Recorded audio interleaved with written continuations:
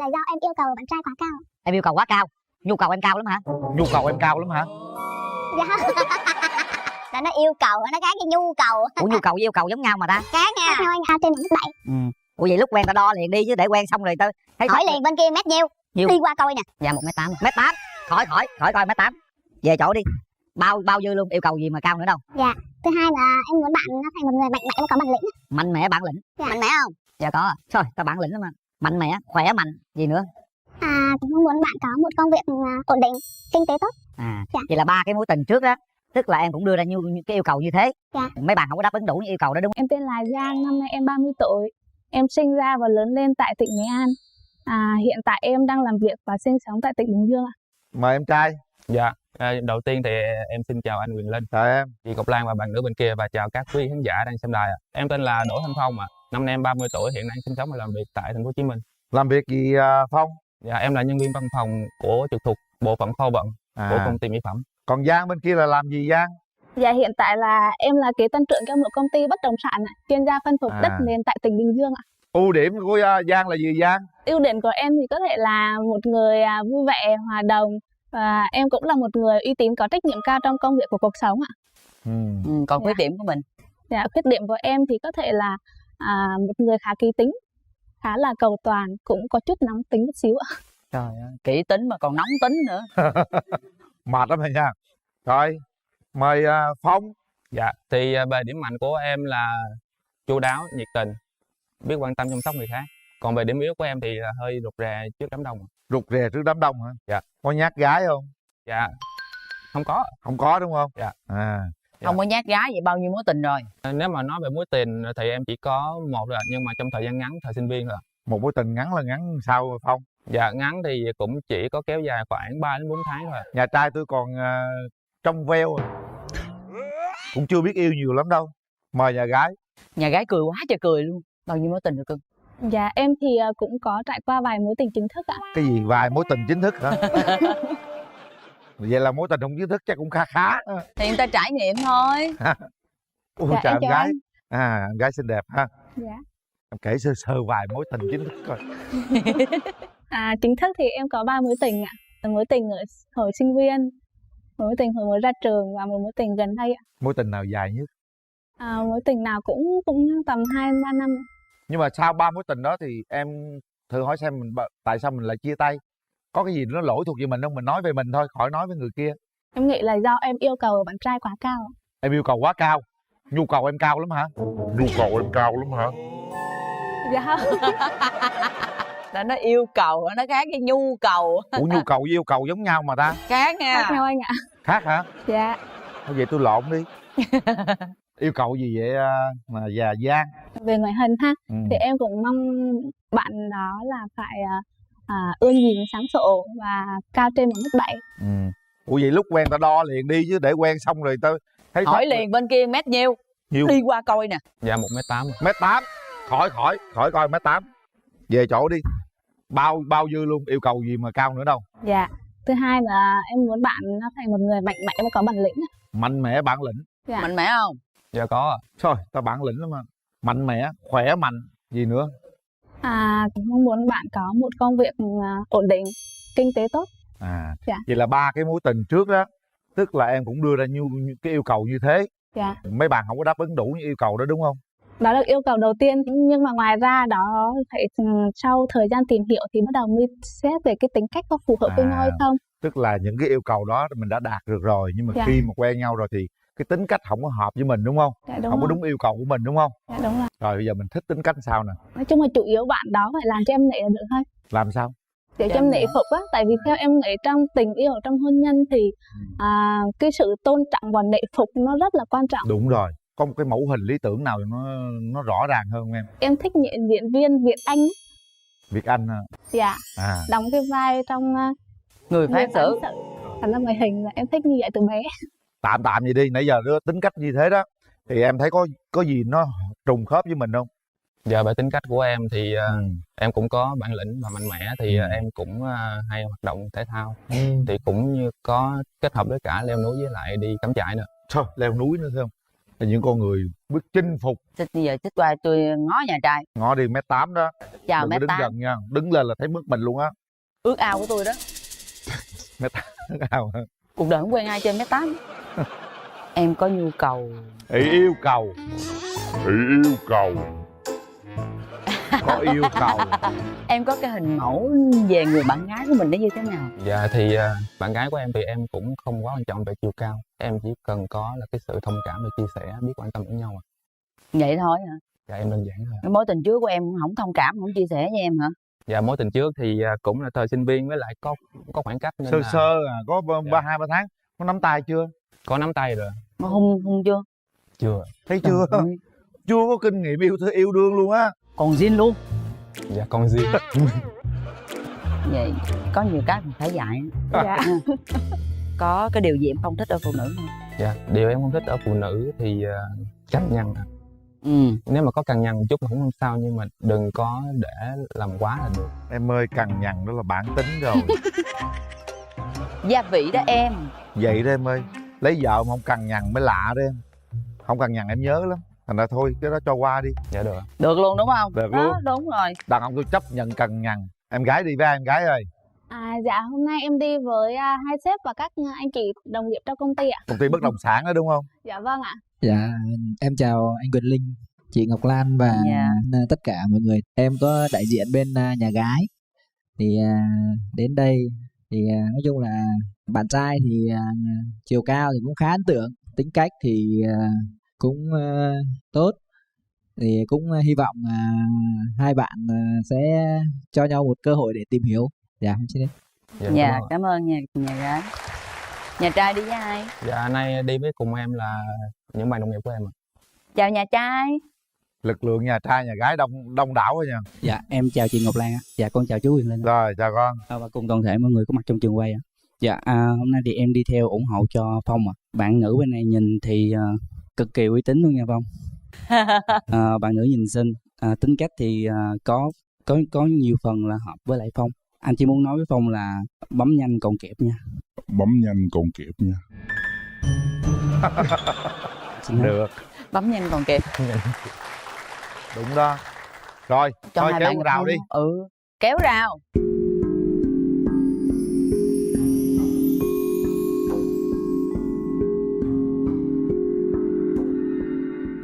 Bắt đầu đi Phong.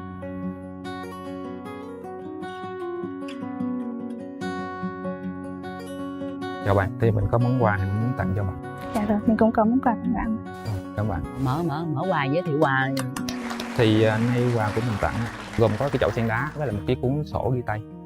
Thì sen đá thì là mang ý nghĩa là may mắn, với lại thì vượt qua mọi hoàn cảnh, có ý chí vươn lên trong cuộc sống. Dạ rồi. Và cái cuốn sổ tay á, thì mình tặng cho bạn thêm là để có thể là bạn nói vào những cái công việc nào đó bạn cần lưu ý hơn. Dạ rồi, mình cảm ơn nhiều. Bạn gái tặng bạn trai gì vậy? Mọi người, em tặng bạn là bộ 5 con mèo may mắn tài lộc, thì mong bạn luôn luôn sẽ được may mắn và có nhiều tài lộc tới. Cảm ơn bạn. Thấy chưa, muốn bấm liền luôn đúng không? Đúng không? Dũng bấm luôn ạ. Đó, thấy chưa? Bấm đi về bán đất phụ. Cho mình trao đổi xíu ha. Bạn Rồi. nghĩ như thế nào về quan niệm về hôn nhân nhé? Khi mà hai người đã về chung một nhà thì cũng là đều là vợ chồng với nhau, thì là cũng hiểu và san sẻ những công việc nhà đó. Tức là người phụ nữ thì nên ở nhà và nội trợ, hay là nên đi kiếm tiền vào nội trợ, hay là như thế nào? Với mình thì kiểu người phụ nữ mà mình mong muốn thì hiện đại thì cũng không cần phải quá ở nhà, tại vì cũng có công việc mà. Trường hợp ví dụ như cho mình hỏi, nếu như kết hôn đi thì mình sẽ ở chung với bố mẹ hay là như thế nào ạ? Nếu mà kết hôn thì sẽ về ở cùng với bố mẹ của mình. Thì không biết là bạn có ngại về việc làm dâu hay không? Làm dâu theo mình nghĩ á, thì đã là lấy chồng và bố mẹ chồng vẫn còn thì chắc chắn là sẽ là phải có trách nhiệm làm dâu. Nhưng mình không, quan niệm mình là không muốn sống chung. Tại vì nếu như chăm sóc bố mẹ thì mình có nhiều cách, ví dụ như mình ở gần. Mình nghĩ quan điểm đó là sống xa hay sống gần nó không quan trọng. Quan trọng là mình có tâm và có tấm lòng của mình để chăm sóc bố mẹ yêu thương hay không. Còn nếu như sống chung thì ít nhiều cũng sẽ xảy ra mâu thuẫn, và người chồng sẽ là người cực để đứng ra ở giữa cái điều đó. Rồi, mình hiểu vấn đề đó. Ừ. Với lại về mình thì vấn đề mà ra ở riêng thì cũng không thành vấn đề. Tại vì con cái thì cũng có cuộc sống riêng của mình. thì nên cũng bố mẹ nào cũng hiểu và cũng tôn trọng cho sự riêng tư đó. Bây giờ anh đề nghị hai đứa xưng anh em đi cho nó tình cảm đi. Mình. Đối với anh thì nếu mà sau khoảng 1 năm tìm hiểu với nhau thì chúng ta có thể là khi mối quan hệ nó tốt hơn thì chúng ta có thể tiến xa hơn nữa. Còn về cuộc sống hôn nhân thì vấn đề về tiền bạc á, thì anh thấy là phụ nữ là giữ làm cái tay hòm chìa khóa. Vấn đề tài chính thì là sẽ là chi tiêu sẽ ổn thỏa hơn. Bây giờ Phong đến gần bạn gái hơn nữa, nắm tay bạn gái, hát tặng bạn gái một bài nào đó, hai đứa hát tặng nhau để giải tỏa cái tâm lý căng thẳng cứ hỏi qua hỏi lại hoài. Nào, Phong mạnh dạn bước tới Phong. Dạ.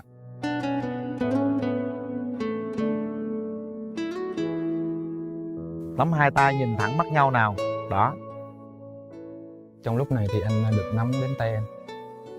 Thì cảm giác của anh thì có chút hồi hộp. Và thực sự thì đứng trước mặt anh thì là em thực sự rất là xinh. Cảm ơn. Nếu như mà có duyên thì chúng ta cùng cho nhau một cơ hội để có thể tìm hiểu nhau hơn. Còn về em thì sao?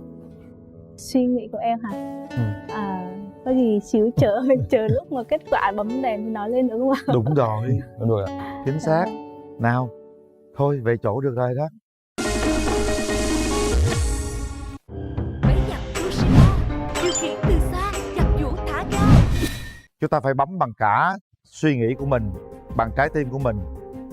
Không phải bấm vì điều gì hết nha các bạn. Bấm phải có trách nhiệm với nó. Sau 3 tiếng đếm của Ngọc Lan chúng ta sẽ quyết định. 1 2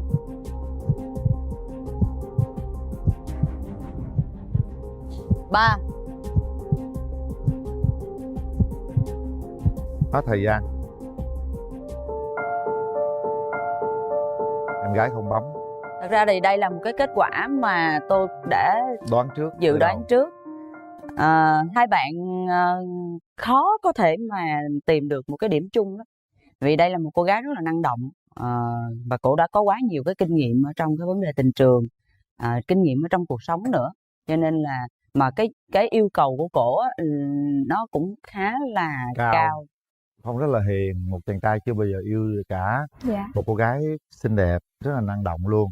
Thật ra mình xinh đẹp, mình năng động, mình có quyền yêu cầu Đúng cái rồi. gì mình muốn, bởi vì đó là người đồng hành với mình cả cuộc đời mà. Không ai trách điều đó cả hết.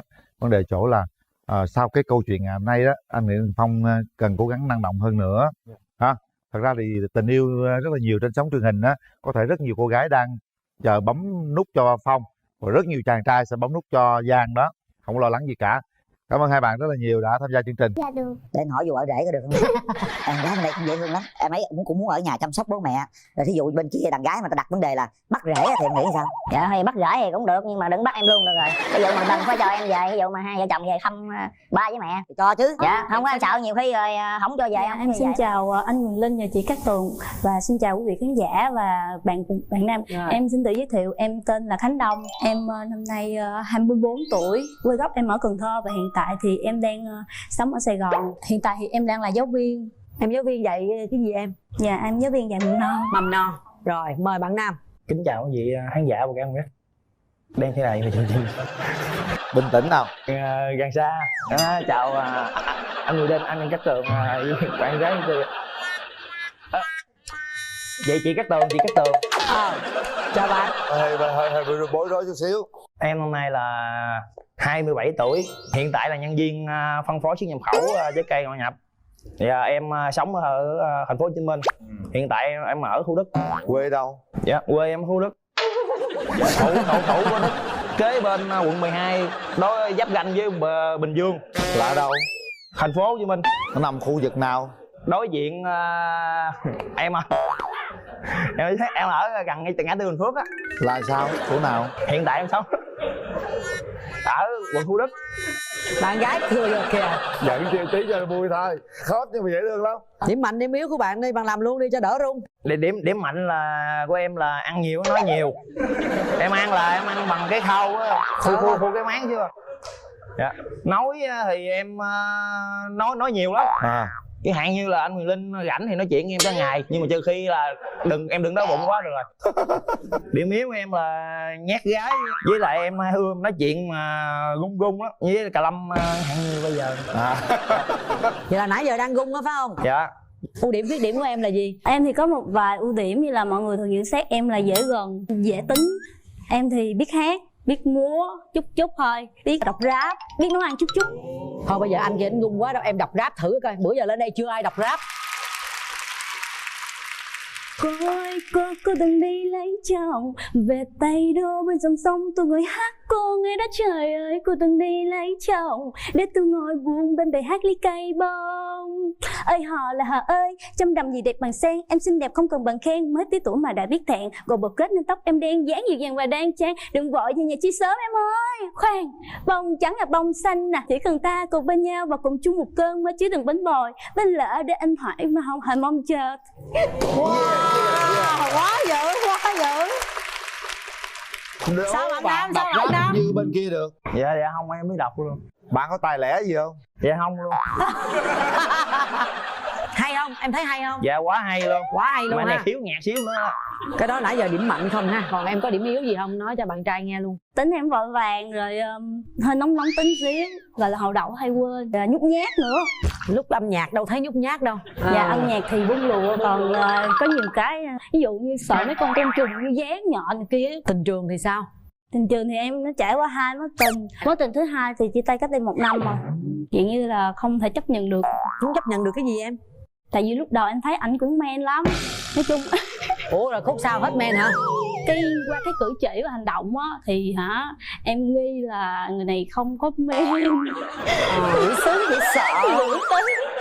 Rồi đó là sao anh Linh nãy giờ em check em em khẳng coi. định với cô ấy em là ai? Dạ em là nam 100%. Em trải qua mấy mối tình rồi em? Em có 2 mối tình. Mà mối tình đầu thì em năm hồi 17 tuổi. Trời ơi sao? Thứ 2 em chia tay khoảng hơn 1 năm rồi. Đang tìm hiểu, thấy không hợp thì không có quen nhau. Có hôn chưa? Dạ chưa có. Thiệt không? Dạ thiệt. Mối tình trước 17 tuổi có hôn không? 17 tuổi thì có hôn. Sao kỳ vậy? 17 tuổi thì có hôn, mà bây giờ thì không hôn. Hồi nhỏ sao vậy em? Thấy mấy người lớn á, người ta thấy người ta hung rồi mình hung cái hung theo. Người ta sao lúc lớn không hôn? Thì lúc lớn rồi thấy đang quen thôi, chừng nào mà vợ em mới hung. Trời đất ơi. Còn yêu nhau cũng chưa hôn luôn? Yêu nhau mà yêu quá thì chắc em làm liệu luôn. Rồi mẫu bạn gái của em muốn tìm là người như thế nào? Cao khoảng chừng 1m55, gọi là nước da mà ngâm ngâm, tóc dài. Modern hay thích truyền thống? Em thích một nửa, cái gì cũng nửa. Điểm gì em không thích ở người bạn gái? Ăn nhậu rồi hút thuốc. Dạ. Em có ăn nhậu hút thuốc nhiều không em? Dạ không. Xăm mình, ví dụ mà xăm mông thì được. Hả? Sao vậy? Tự nhiên xăm mình mà không được mà xăm mông được là sao? Hả? Dạ, có nghĩa là hay gì xăm mình á thì người ta sẽ lúc nào người ta cũng khoe ra thì giống như giang hồ quá. Dạ, còn xăm mông thì không ai mà đưa ra đó. Dạ, nếu mà đưa chỗ kính. Có nghĩa xăm mông là để mình em coi thôi thì được. Dạ. Còn xăm mà cái gì mà người ngoài thấy là không được. Nếu mà xăm mông á mà bạn gái nó cho phe người ta coi á, muốn vậy thì em cho luôn. Rồi quan trọng dám không? Chắc dám à. Không ai, em thấy không ai đi ra đường mà đưa cái mông ra. Thấy. Rồi bây giờ là mình chuẩn bị để kết hôn chưa? Dạ thì chuẩn bị về mà gọi là tinh thần rồi. Em giờ ba mẹ em thì gia đình thì được, ok. Rồi quan trọng là bạn gái chấp nhận em không thôi. Ủa em có bị gì không mà bạn gái không chấp nhận? Không có, sợ em không chuẩn men. Em chuẩn 100%, sợ ta nghi ngờ mình phải khẳng định. Tại sao là mình sợ người ta nghi ngờ mình? Tại vì thấy bận đồ nó màu sắc quá. Mấy cái chị cho em chọn áo em nè. Anh đem tới mấy cái áo? Ba cái áo màu xanh, màu vàng, màu đỏ.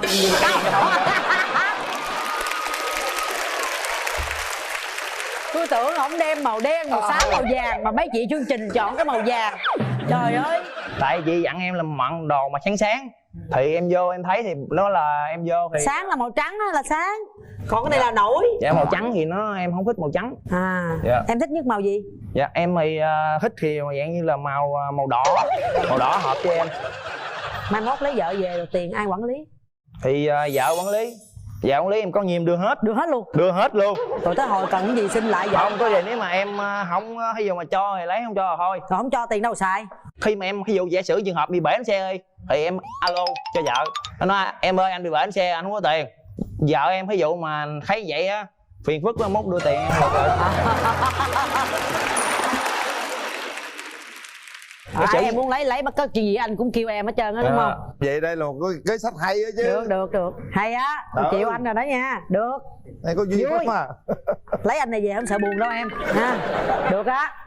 Rồi để anh coi bên đàn gái thế nào nha. Dạ em chào anh Linh. Chào anh gái.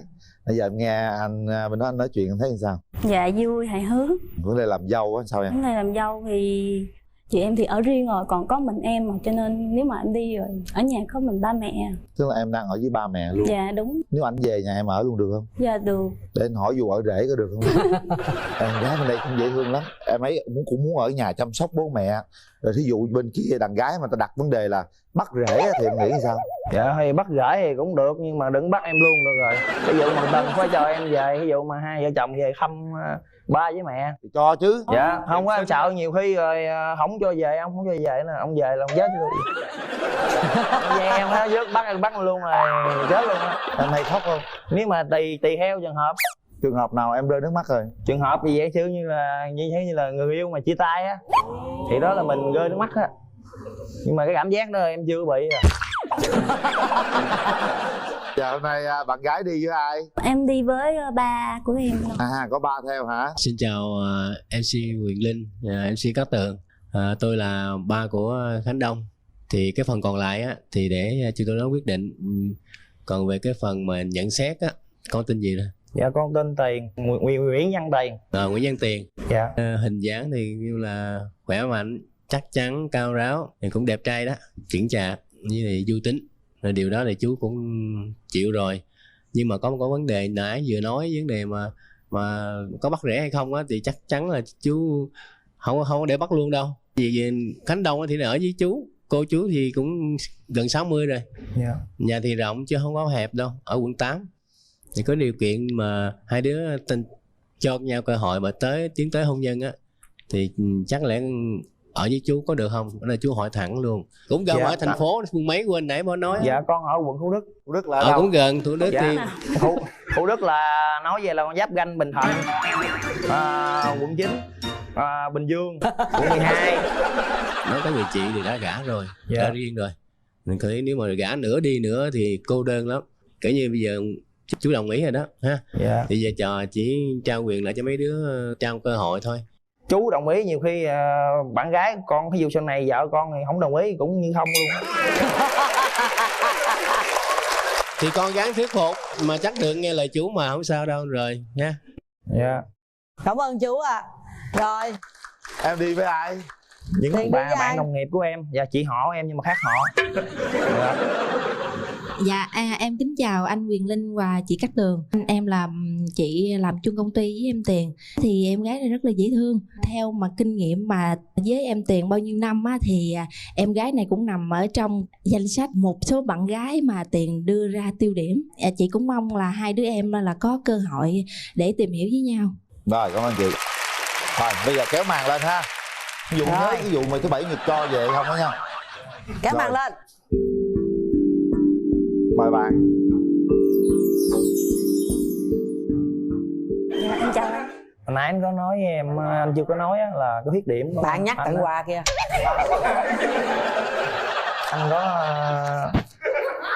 món quà gửi em, nói hiện tại là công việc của anh đang làm. Dạ cảm ơn em, cảm ơn anh. Cho em gửi. Chị cảm ơn em. Dạ. Chắc là trái cây rồi ha. Dạ. Cho em gửi anh Trái lên. cây. Là cái gì đây? Dạ thì cái gì đó chứ anh đi lên mở rồi biết. Còn mấy kia cho ai? Dạ mấy kia là cho mấy bạn ở dưới quay phim. Dạ dạ. Có quà quay phim nữa. Họ không cho mấy quay phim là đâu có cái vỏ xinh gì đâu. Dạ. Anh có nhận xét gì về em? Nói chung là hơn những gì anh mong đợi. Đẹp gái. Mà anh thấy anh giống như là anh nãy anh nói chưa nói hết điểm anh đó là anh xấu trai. Nhưng mà anh thấy anh giống như là ngu ma dương đi công chúa quá. Không, anh nhìn anh cũng được mà. Làm gì tệ ngu ma dương vậy? Ngu ma dương. Đẹp trai mà. Sao không tự tin gì vậy? Bác trai khen đẹp mà. Ngu Ma Dương như con chúa nhưng mà hai vợ chồng đó anh. Hay Gì đó không? đẹp trai. Để cho anh thoải mái xíu, em chỉ anh một đoạn rap á. Em Một hát đoạn rap rồi, bây giờ thử em một rap. câu thử coi. Anh có nói anh không biết rap, không biết Ừ. hát, thì giờ anh biết múa minh họa không? Hát dở lắm. Thì anh diễn đi. Thôi để anh cố gắng để anh hát cho em nghe, mà em đừng có chê dở nha. Khi em ngồi bên bên buồn phiền xong anh biến tan. Nè. Tiếp đi. Tự tin lên nào, tiếp đi. Em như ánh sáng sao cho đường tình anh không sai lối.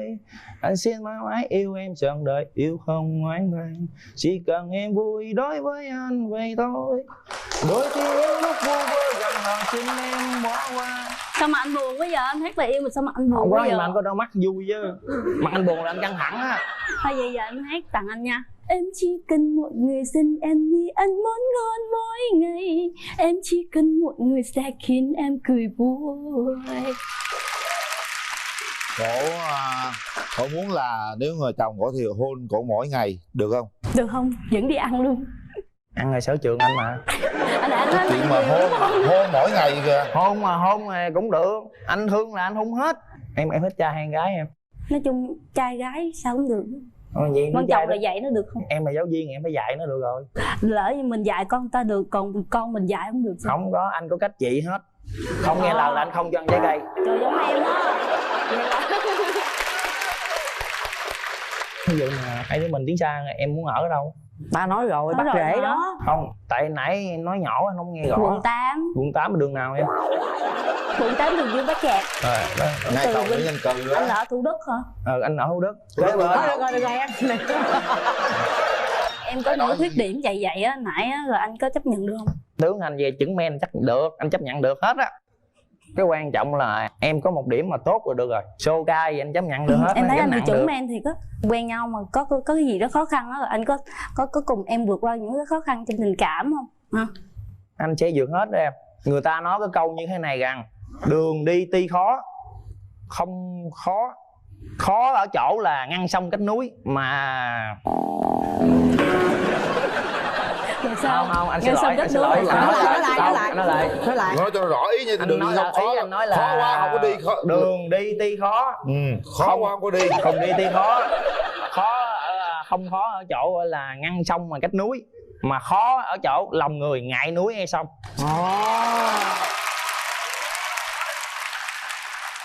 Thật sự là anh nói chuyện thì không biết nói chuyện như thế nào mà gọi là lãng mạn hay là để được mà em chấp nhận. Nhưng mà anh sẽ nói chuyện ra là xuất phát từ trái tim của anh mà cho em biết.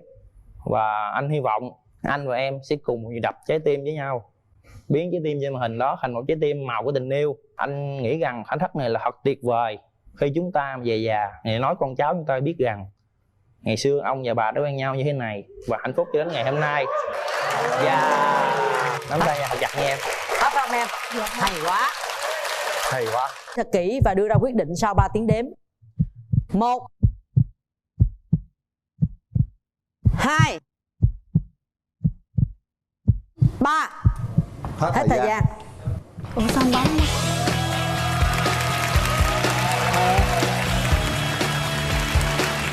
Rồi bây giờ hai bạn nắm tay nhau đi. Một cái hôn đầu tiên.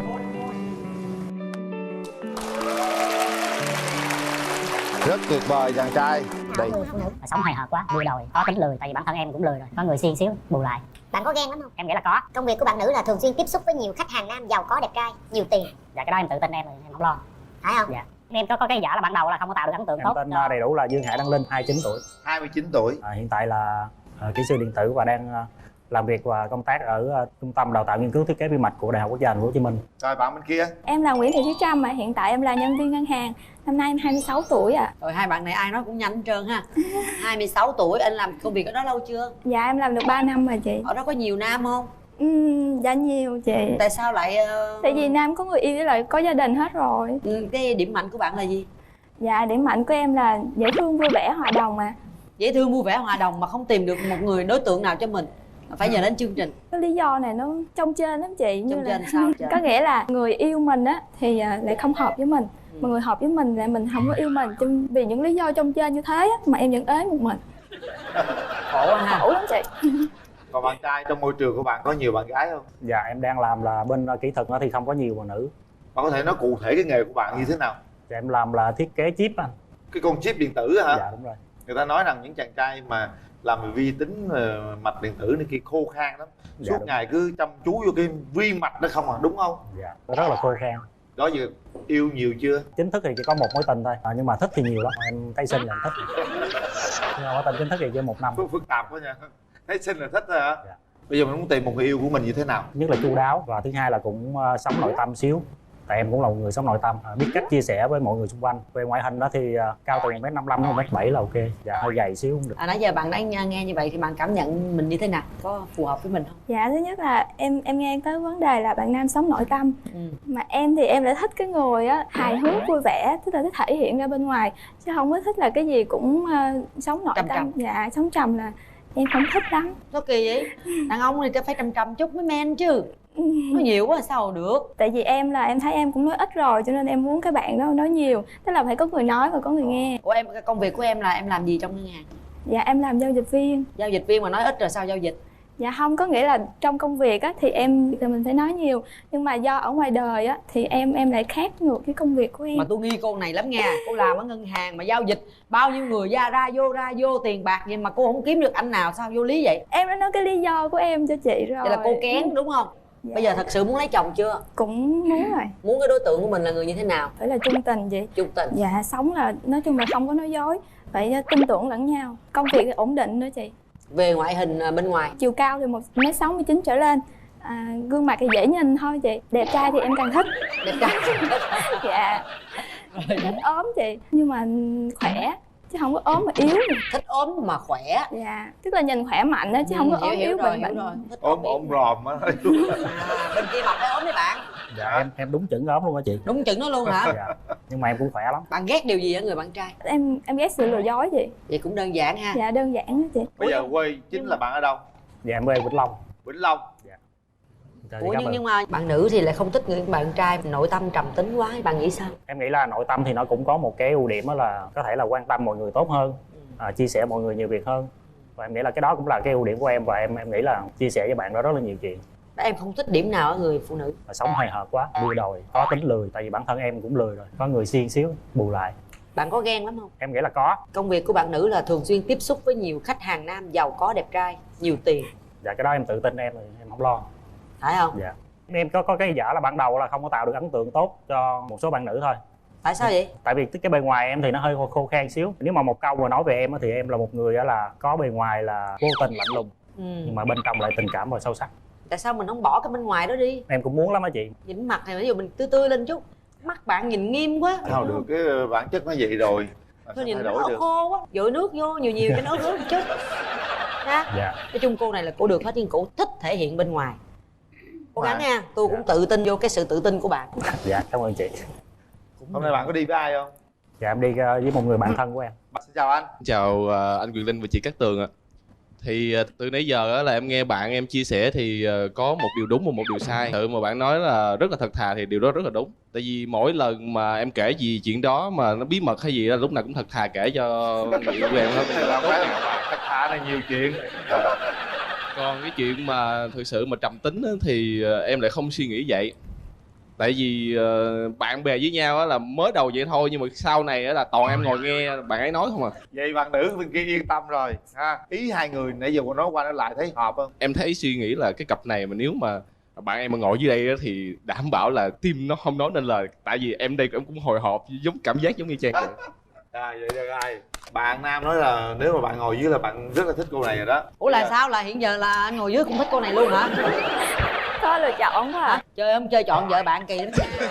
Muốn là tụi Linh kiếm người khác mai mối cho à. Cái này là đi coi mắt giùm bạn à. Còn bạn đó ý nói là đặt trường hợp là bạn dưới đây bạn biết cái tâm lý luôn. Giờ cô này hợp với bạn của mình không? Dạ quá tuyệt vời. Quá tuyệt vời phải không? Rồi. Bạn nữ mình có đi với ai không? Dạ em đi với mẹ của em à. Dạ chào cô. Xin chào hai MC xinh đẹp của chương trình. Theo mẹ thì mẹ thấy nhìn bên ngoài thì không thích lắm. Tại vì nó hơi gầy quá. Con cô thích gầy mà. Gầy nhưng mà khỏe, con này gầy chắc Thì đó là thôi. Khỏe đó. Mẹ chỉ đưa ra lời cho con tham khảo thôi. Tính tình thì nói chuyện nãy giờ cũng dễ thương rồi đó. Nhưng mà chàng trai này nói là hơi lười á, rồi con cứ dự tính.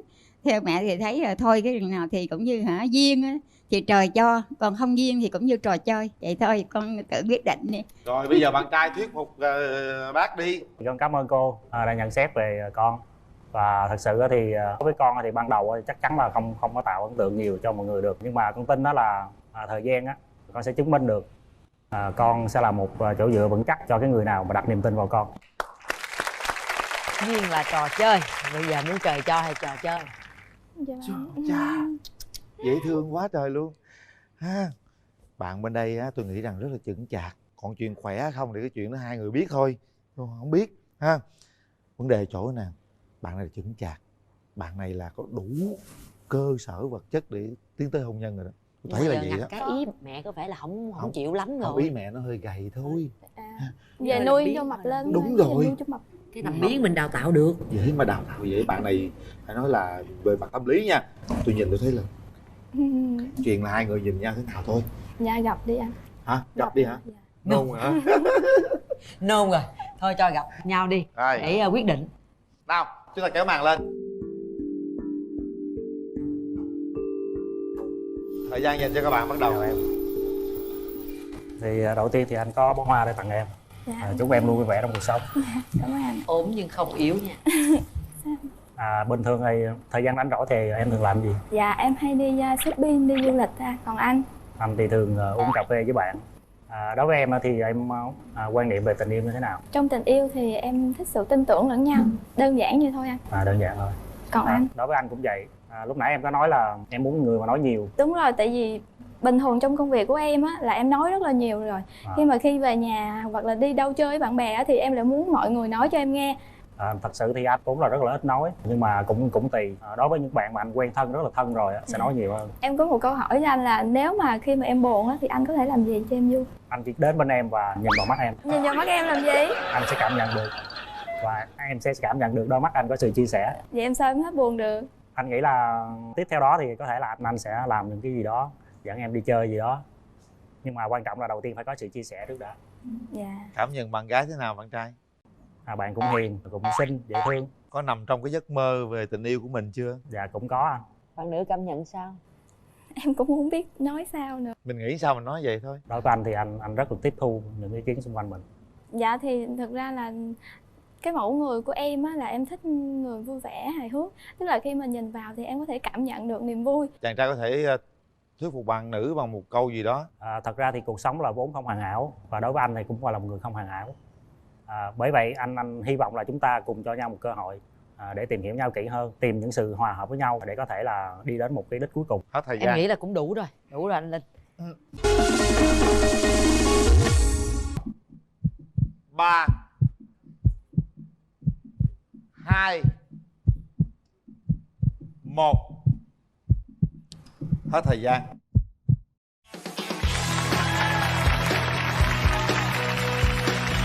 Vậy là vui rồi. Tôi thấy rằng bạn có một chút gì đó suy nghĩ đắn đo đúng không? Bạn đắn đo về điều gì? Em cũng nói rồi, đó là hiện tại là không phải là mẫu người lý tưởng của em. Nhưng mà em vẫn cho anh một cơ hội. Cố gắng lên nhé. Dạ em cảm ơn bạn. Rất là tự tin, bạn là bên đây có hói mà hói hiền hòa.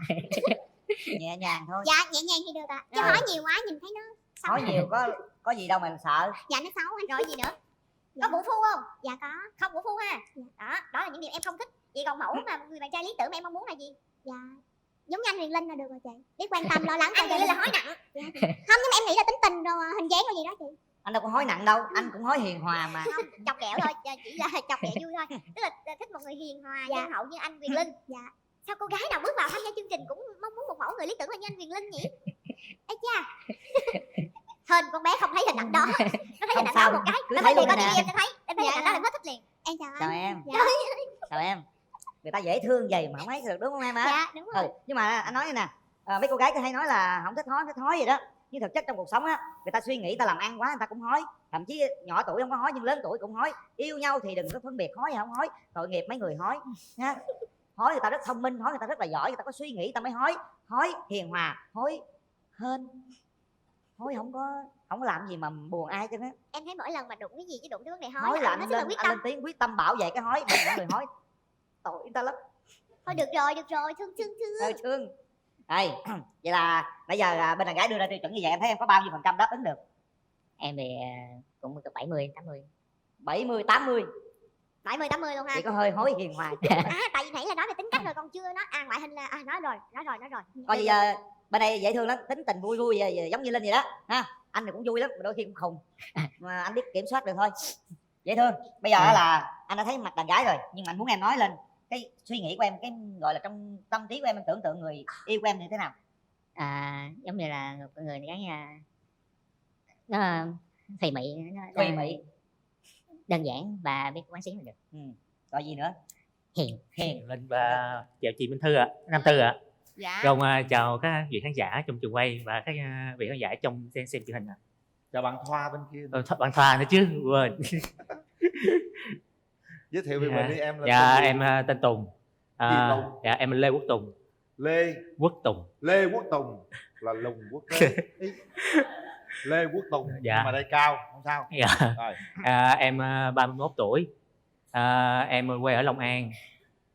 Thì làm việc ở quận 10. Về em là nhân viên văn phòng. Nhân viên văn phòng. Dạ. Em ba mấy tuổi? Dạ 31. Tuổi con gì ta? Tuổi rồng. Tuổi rồng hả? Còn kia 20 mấy? Dạ 29 hả? Tuổi gì? Dạ tuổi con ngựa rằn á anh. Con gì? Dạ con ngựa rằn. Sao biết con ngựa rằn? Dạ con ngựa là nó phải có vằn á anh, gọi là ngựa vằn. Ngựa rằn. Ngựa với rồng hả? Dạ ngựa vằn hả? Chứ không phải ngựa ngựa rằn. vằn ha. Dạ. Rồi hai đứa thấy hợp không? Để coi Tý Sửu Dần Mẹo Thìn Tỵ Ngọ Mùi cũng được. Quan trọng là tướng thôi. Dạ. Rồi mình nói chút xíu về cái điểm mạnh điểm yếu của mình đi. Em thì rất là thích tiếp xúc nhiều người, nhưng mà nhược điểm cũng là ưu điểm cũng là nhược điểm. Là em rất là nhút nhát. Sao? Rất là nhút nhát. Nhút nhát. Là trong đám đông thì rất là dễ tiếp xúc, nhưng mà khi có một ai thì dễ bị khớp lắm. Là có một người ở tượng là dễ bị khớp trong đám đông đó. Rồi có cái tật xấu gì không? Em thì hay đã giận vô cớ gì không? Giận vô cớ vu vơ.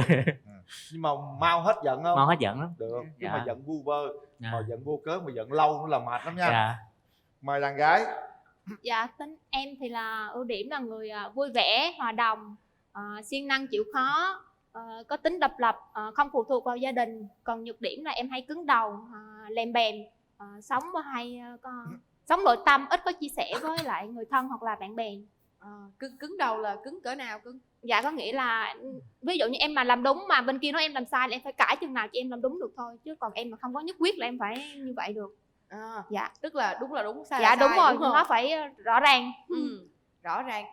Rồi đó là về điểm mạnh, điểm yếu. Dạ. Vậy còn về tình trường thì nói chung là em cũng trải qua 2 mối tình. Một mối tình là thời mà sinh viên, nói chung thời đó là thời còn đi học, nói chung nó cũng không có yêu sâu đậm lắm. Còn mối tình thứ hai là lúc mà em đi làm thì quen anh đó, cũng chia tay được 2 năm rồi đó chị. Chia tay 2 năm. Dạ. Vậy lý do tại sao mình chia tay? Dạ do ảnh nói em là người không có quan tâm, không có chăm sóc gì cho ảnh. Rồi nói chung là bỏ bê ảnh á, không có điện thoại hay gì đó, nhắn tin hay gì quan tâm gì tới ảnh, cho dù ảnh làm mệt về mà em không có quan tâm ảnh. Nhưng mà em có thực sự không quan tâm không? Dạ nói chung là em có quan tâm nhưng mà em không có thở lộ ra ngoài hết, nói chung em chỉ để trong lòng á hay gì đó thôi. Nhưng mà cái lý do chia tay vậy, nếu mà nói ra lý do đó thì tất nhiên là nếu mà chị nhận được cái thông tin lý do đó thì mình sẽ thay đổi, mình sẽ quan tâm hơn để mình níu giữ mối quan hệ đó. Dạ. Nhưng mà khi nói ra vậy là chia tay luôn. Dạ có, em cũng nói chung là em cũng có duy trì, nhưng mà tại vì em thấy ảnh hay nhậu nhẹt nhiều hay gì đó, rồi em nói mà ảnh không có sửa, rồi cho nên em thấy không có ấy, cho nên em quyết định chia tay. Sau đó rồi mình có muốn tìm hiểu ai nữa không? Không luôn. Dạ có, nói chung ở khu em á là cũng ví dụ như là Mai Hàn Quốc rồi gì đó, em cũng đăng ký, nhưng mà nói chung là 2 lần lận, nhưng mà lần một á là ví dụ em là cẩn thận, ví dụ như em phải gặp người bên kia về thì em mới đồng ý, nhưng mà bên kia thì nó nói là phải đồng ý luôn, làm liền luôn á, nhưng nhưng mà em lại không chịu.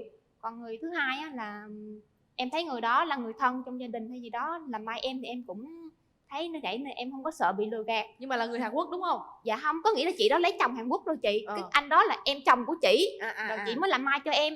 Xong rồi anh đó cũng phải là người Hàn Quốc. Dạ đúng rồi. Thì chị đang hỏi là phải người Hàn Quốc không đó. Dạ. Xong rồi em thấy như vậy á, em cũng đồng ý, tại vì tuổi em cũng lớn rồi, với lại em thấy lấy chồng Hàn Quốc cũng được, không sao, với lại người thân nữa cho nên em cũng thấy yên tâm. Xong rồi tự nhiên em đồng ý rồi, tự nhiên cái chị nói là qua Tết anh đó sẽ trả lời lại cho em. Xong tự nhiên qua Tết ảnh đó nói là chị trả lời lại em là ảnh đó công việc chưa ổn định cho nên ảnh chưa có về Việt Nam thấy vợ được, cho nên là xong không được. Tức là 2 lần đăng ký Dạ. trong Hàn Quốc đều thất bại hết. đều thất bại. Tức là Vậy là chưa có duyên với Hàn Quốc đó em. 29 tuổi mà lớn tuổi gì không? Dạ lớn chị. Bây giờ bạn em rồi gì có gia đình có con hết trơn, còn có một mình em chưa có gia đình. Em nói vậy chị đau quá. Chị là trên hàng 30 rồi đó nha. Không vấn đề. Em cũng là hàng thăm thôi.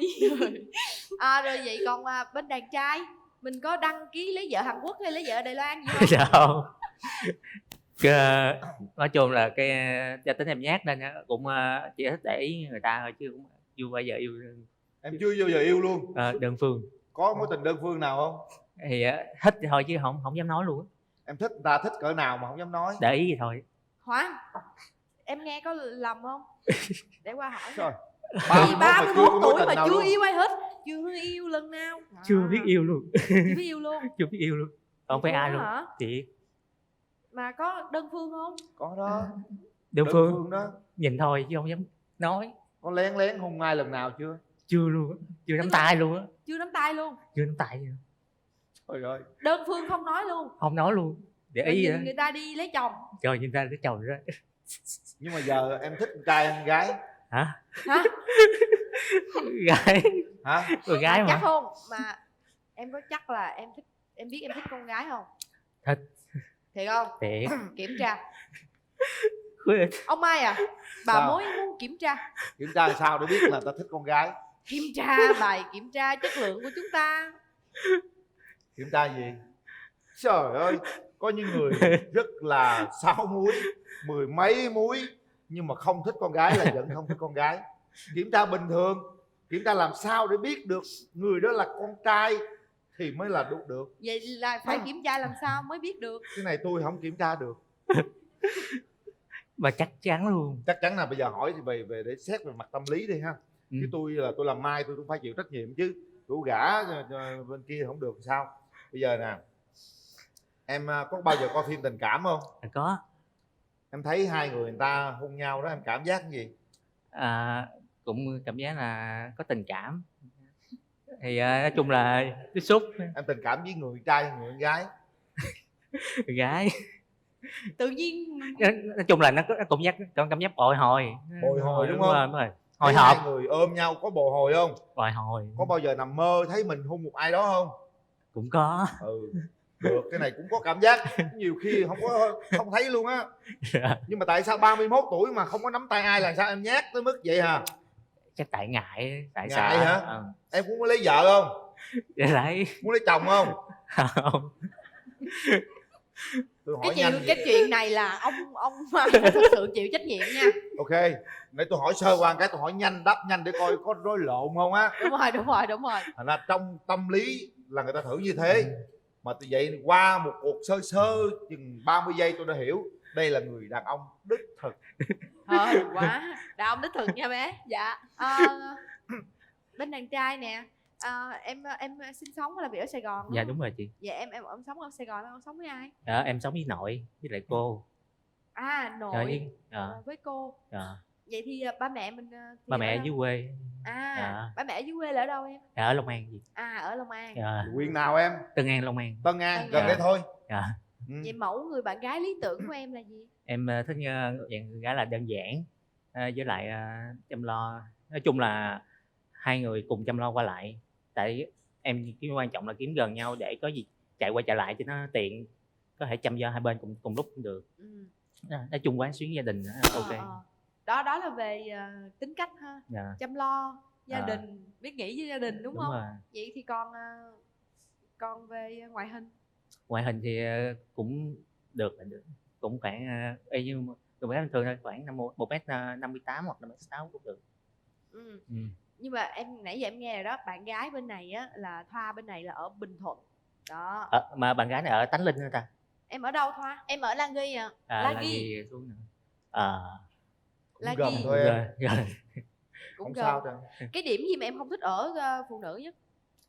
Thì thích thì cái gì đừng có gì nói liền, tại cũng vì mình đàn ông lúc nào cũng phải nghĩ cho lúc mà cũng oán trong gia đình á, nên lúc nào họ phải nghĩ là ông sẽ nghĩ trước là sẽ là quán xí trước, nên có khó khăn á thì đừng nghĩ là họ không có giải quyết liền, mà họ đang suy nghĩ cách hướng giải quyết, chứ đừng có bắt ép đút thúc quá, là đừng có dùng cái gì đó nó nặng hay gì đó.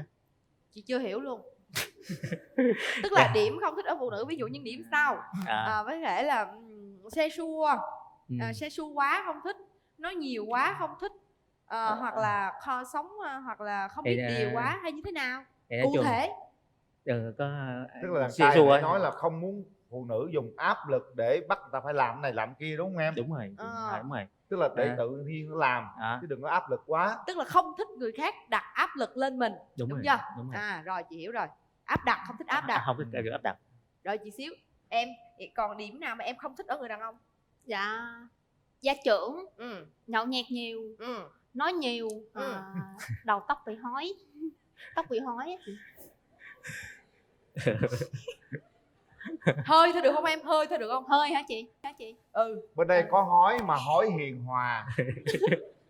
Nhẹ nhàng thôi. Dạ nhẹ nhàng thì được ạ. Chứ hói nhiều quá nhìn thấy nó xấu. Hói nhiều có gì đâu mà sợ. Dạ nó xấu anh. Rồi gì nữa? Có vũ phu không? Dạ có. Không vũ phu ha. Đó là những điểm em không thích. Vậy còn mẫu mà người bạn trai lý tưởng mà em mong muốn là gì? Dạ giống như anh Huyền Linh là được rồi chị, biết quan tâm lo lắng. Anh Huyền Linh là hói nặng. Dạ. Không, nhưng mà em nghĩ là tính tình rồi hình dáng rồi gì đó chị. Anh đâu có hói nặng đâu, anh cũng hói hiền hòa mà. Không, chọc ghẹo thôi, chỉ là chọc ghẹo vui thôi. Tức là thích một người hiền hòa, nhân hậu như anh Huyền Linh. Dạ. Sao cô gái nào bước vào tham gia chương trình cũng mong muốn một mẫu người lý tưởng là như anh Huyền Linh nhỉ? Ê cha. Hên con bé không thấy hình ảnh đó. Nó thấy hình ảnh đó một cái. Mà mới thì coi TV em sẽ thấy. Em thấy hình ảnh đó là em hết thích liền. Em chào anh. Chào em. Trời ơi. Chào em. Người ta dễ thương vậy mà không ấy được, đúng không em á? Dạ đúng rồi. Nhưng mà anh nói nè, mấy cô gái cứ hay nói là không thích hói gì đó, nhưng thực chất trong cuộc sống á, người ta suy nghĩ, người ta làm ăn quá người ta cũng hói, thậm chí nhỏ tuổi không có hói nhưng lớn tuổi cũng hói. Yêu nhau thì đừng có phân biệt hói hay không hói, tội nghiệp mấy người hói nha. Hói người ta rất thông minh, hói người ta rất là giỏi, người ta có suy nghĩ người ta mới hói. Hói hiền hòa, hói hên, hói không có làm gì mà buồn ai chứ á. Em thấy mỗi lần mà đụng cái gì chứ đụng tới vấn đề hói là anh hết sức là quyết anh tâm. lên tiếng quyết tâm bảo vệ cái hói, mọi người hói tội người ta lắm. Thôi được rồi, thương. Thương. Đây, vậy là nãy giờ bên đàn gái đưa ra tiêu chuẩn như vậy, em thấy em có bao nhiêu phần trăm đáp ứng được? Em thì cũng được 70, 80. 70, 80. 70, 80 luôn ha. Chỉ có hơi hối hiền hòa. Tại vì nãy là nói về tính cách rồi, còn chưa nói ngoại hình là nói rồi. Coi gì giờ bên đây dễ thương lắm, tính tình vui giống như Linh vậy đó ha. Anh thì cũng vui lắm, mà đôi khi cũng khùng, mà anh biết kiểm soát được thôi. Dễ thương. Bây giờ là anh đã thấy mặt đàn gái rồi, nhưng mà anh muốn em nói lên cái suy nghĩ của em, cái gọi là trong tâm trí của em tưởng tượng người yêu của em như thế nào? Giống như là một người gái nó thùy mị, đơn giản và biết quán xuyến là được. Rồi gì nữa? Hiền. Bên đây cũng dễ thương, hiền. Gì nữa? Nói chung là giọng nó ấm, tình cảm. Nãy giờ em nghe có ấm không? Ấm. Hay là lạnh? Ấm ha. Nhưng mà chút mở rào ra là phải mạnh dạn lên nha. Không phải như những cái mối tình đơn phương kia nha. Tội nghiệp lắm em, 31 mà chưa nắm tay con gái lần nào chứ á. Thấy thương lắm. Cái cặp đôi này là ngược lại cặp đôi hồi nãy. Đúng rồi. Cặp đôi hồi nãy là bạn gái chưa yêu ai lần nào. Còn bên kia là một người đàn ông 31 tuổi chưa yêu ai lần nào. Không sao, có gì về đàn gái chỉ cách nắm tay. Cái đó khỏi chỉ, tự nó động nó làm mà. Bây giờ mình hỏi ý kiến người thân coi sao nha. Đàn trai đi với ai vậy? Dạ mẹ với lại hai anh chị. À có gia đình hả? Xin Dạ. chào đàn trai. Mình hỏi ý kiến của cô cái nào? Dạ, xin chào Quyền Linh với lại cô Năm Thư. Rồi, chào đàn trai. Dạ. Trước tiên là nói anh Tùng trước đi.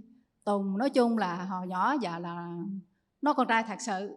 Mình sinh ra mình biết nó con trai thật sự.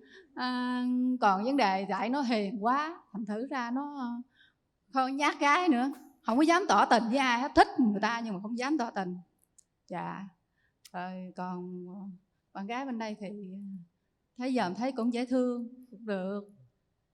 Thì đến đây thì cũng có cái duyên, thì do hai đứa tự quyết định chứ con chịu đâu rồi cha mẹ chịu đâu. Thí dụ như giờ hai đứa nó chịu rồi, mình khoảng bao lâu thì mình bước tới được? Dạ nói chung thì cũng nôn, nhà cũng hối dữ lắm luôn. Hối lắm rồi đó hả? Hối dữ lắm luôn. Rồi mà hai đứa nó ở đâu? Dạ. Hai đứa lấy nhau về nó ở đâu? Dạ chắc ở nhà riêng. Có nhà riêng hả? Dạ. Có nhà riêng rồi nha đàn gái. Nhà riêng ở đâu anh? Nhà riêng ở đâu? Ở kế bên nhà trai hả? Dạ thành phố. Thành phố luôn. Dạ. Đó, ta đảm bảo như thế. Cảm ơn đàn trai rất nhiều. Thấy không? Mẹ ủng hộ rồi đó. Có nhà riêng luôn. Giờ mình đàn gái đâu? Thoa, hôm nay em tới đây với ai? Dạ em tới với cô và chị em và bạn bè ạ. Dạ, chào nhà của Thoa, chào cô. Rồi, nhà gái mình nói một tí xíu về bên nhà trai. Dạ, trước hết em con xin chào chú Quyền Linh, chị Nam Thư cùng mọi người trong trường quay. Chị Thoa của em thì cá tính thì mạnh mẽ có, thì Mỹ có, nhưng mà cái tính tự lập của chị rất cao. Cái khả năng làm việc của chị ấy rất là dữ dội. Cái thời gian làm việc của ấy nhiều, cho nên cái tình cảm cho mọi người, cho người yêu của chị á, có thể là nó ít nhưng mà nó sâu đậm. Chỉ có người nào mà thấu hiểu với chị á, mới cảm nhận được và đồng cảm lại chị đó. Em mong là anh sẽ tìm hiểu và sẽ hiểu được cái tình cảm của chị dành cho anh. Còn đến với chương trình hôm nay thì cũng như là một cái duyên. Cũng mong là hai anh chị nãy giờ mình chia sẻ với nhau rồi thì mình cũng có nét tương đồng hay là cái gì đó thì cũng bù qua, cũng sớt lại. Cũng mong là hai người sẽ đến với nhau hay là cho nhau một cơ hội hay là sao. Em thấy bên anh rể tương lai em thấy sao? Nói cho chị Thoa. Dạ anh bên đây thì em thấy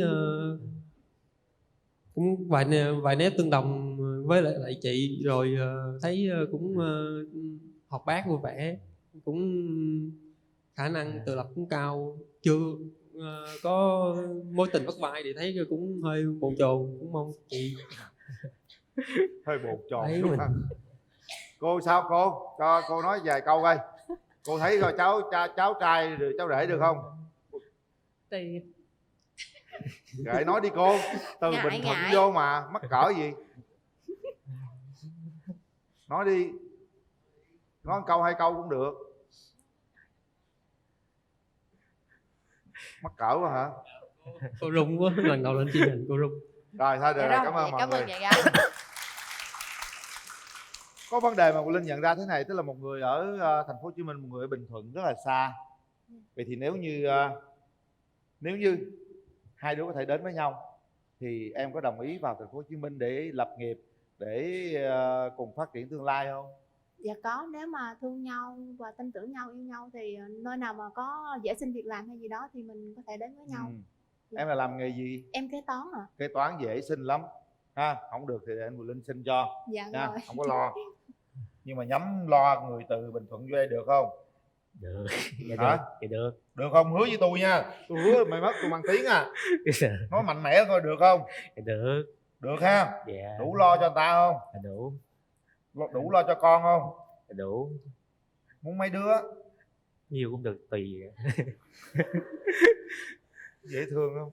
Thấy chưa, nãy giờ anh nói gì nó trả lời rất là suôn sẻ luôn. Được á.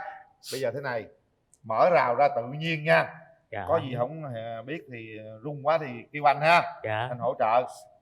Mở rào.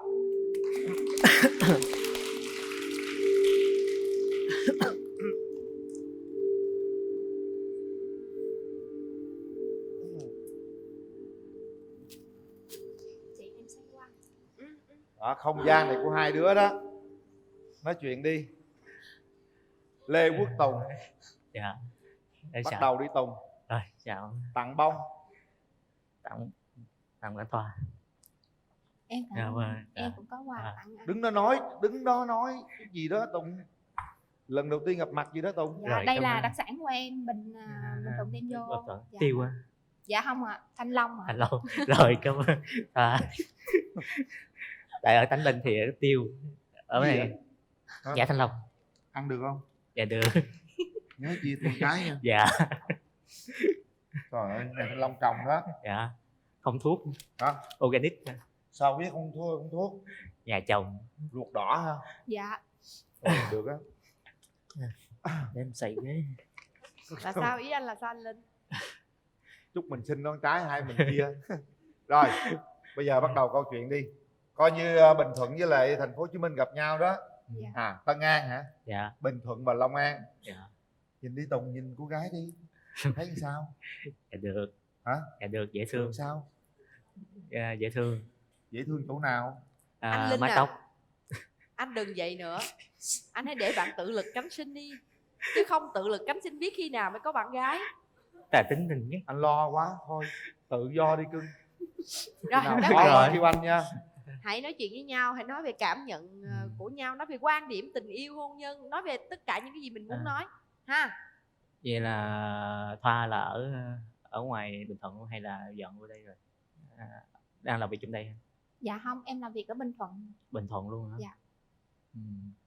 Là kế toán là Thoa và làm về kế toán gì ta? Em làm kế toán tổng hợp trừ thuế thôi. Hay. Lượt đó cũng nhiều. Dạ. Anh thì anh có thích yêu xa không? Anh có thích yêu Yêu xa kiểu anh cũng thích, nói chung là anh thì không quan trọng là hai bên cùng hợp được. Dạ. Ví dụ như yêu xa vậy rồi khoảng bao lâu thì mình gặp nhau được? Thì tùy em khoảng 1 tháng hoặc là cũng có dịp nào có thể ra cũng được. Dạ. Anh có hay đi du lịch ở Bình Thuận không? Bình Thuận hồi trước là lên Tánh Linh, nhưng mà đâm cái chương trình mà về từ thiện. Dạ. Tại vì ở chỗ em thì biển nhiều lắm, giờ này nó phát triển nên anh có cơ hội thì cứ ghé chỗ em chơi. Okay. Em sẽ dắt nó đi miễn phí luôn. Anh cố thích tắm biển nữa, nhưng mà toàn là biển gần không chứ không có đi biển xa. Dạ. Anh có hay nhậu không? Cũng có nhậu. Chắc em nghi nhậu nhiều lắm đây, tại vì em nghe trai miền Tây là nhậu thôi. Không, vì anh thì nhậu tùy, ví dụ như có việc thì nhậu chứ không có nhậu kiểu là nhậu ly bì. Nhậu có nhậu lầy không anh? Không, nhậu đến lúc điểm dừng là phải biết dừng là đi, đi chứ không có nhậu mà lầy đâu xỉn luôn rồi. Tại em thấy trai miền Tây toàn là uống rượu, anh toàn canh không, em thấy sợ. Không uống rượu. Tôi trai miền Tây nha. Tôi chạm nha, tôi có nhậu nha, tôi không có lầy nha. Uống rượu thì cũng có uống, nói chung là phải uống chút chứ không muốn. Dạ, nói chung là chút xã giao là được anh, chứ còn là nhậu mà nhậu say quá rồi về rồi đính đập rồi vợ con là em không thích. Cái đó thì không có rồi, cái đó là cái mình sẽ không vấn đề đó. Dạ. Anh còn hỏi gì em nữa? Thì em thích vô đây làm không hay là em thích làm ở ngoài cho gần ba mẹ? Dạ, nói chung chỗ nào mà có công việc ổn định phù hợp với hai bên thì em có thể đi tới đâu cũng được, không cần phải ở quê. Thì cũng được. Tôn, em nghĩ như thế nào về việc là Thoa đã từng 2 lần đăng ký lấy chồng Hàn Quốc? Thì gái mà thì lúc nào cũng tìm cũng đối tượng để cho nó ổn định. Coi như là mọi người đều quan trọng là cái sự ổn định thôi. Thì mình sẽ cung cấp sự ổn định thì nó sẽ là ok thôi, tất cả mọi thứ để đảm bảo. Lý do tại sao em lại thích đăng ký lấy chồng Hàn Quốc hả Thoa? Dạ, tại em thấy ở quê em lấy chồng Hàn Quốc sướng lắm anh.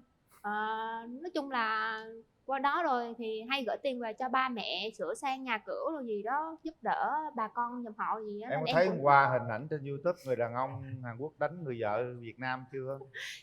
Nói thì nói, nó cũng là duyên số thôi. Dạ. Chứ không phải ai đi qua đó cũng có tiền gửi về gia đình, cũng không phải là ai qua đó cũng có hạnh phúc đâu. Nó cũng tùy duyên số, có những người qua rất khổ nhưng cũng có những người ra rất sướng. Đôi khi em lấy Long An gửi còn nhiều hơn.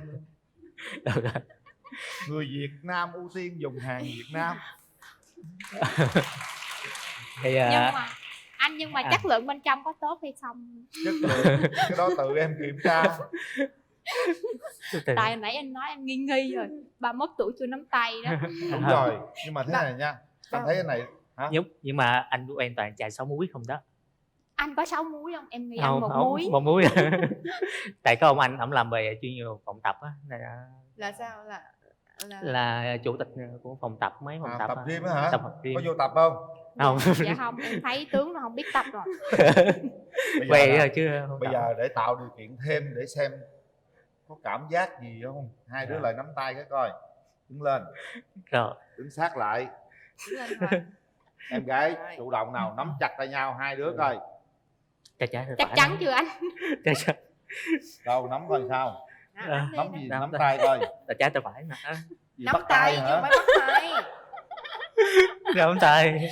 Ấm. Dạ ấm. Từ từ nè, cái này nè. Thử rồi. Hai đứa nhìn nhau chứ nhìn anh đi. Nhìn anh là có vấn đề nha. Rồi anh Linh, anh vòng lên sau lưng đi. Anh vòng lên sau lưng Tùng đi. Đứng đỡ, sợ xỉu. Được chưa anh? Được rồi, em thấy được. được. Coi.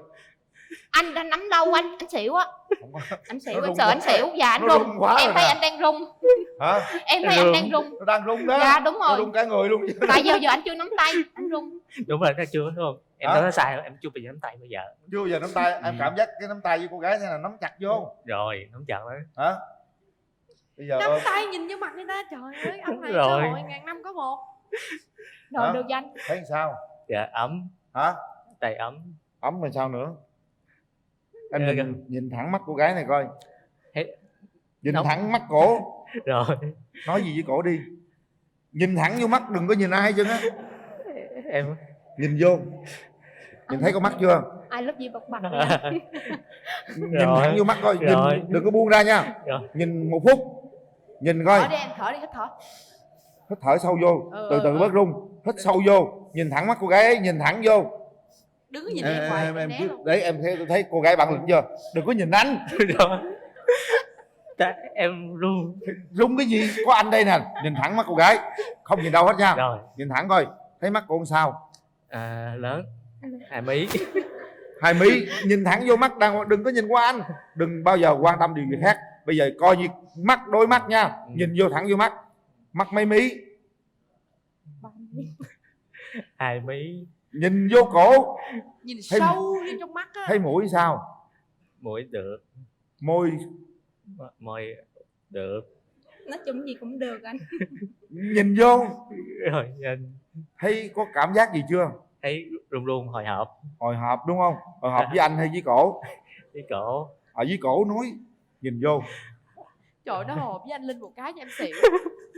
Để cho nó cảm giác quen dần đi em trai. Anh xin phép em nha, để anh tạo cho đàn ông này bản lĩnh lên chút xíu thôi. Đứng thẳng người lên, sát vô chút xíu. Anh nhìn lên đổ anh xỉu luôn á. Nhìn vô cổ, nhìn vô cổ.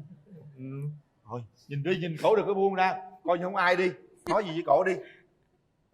Em dễ thương.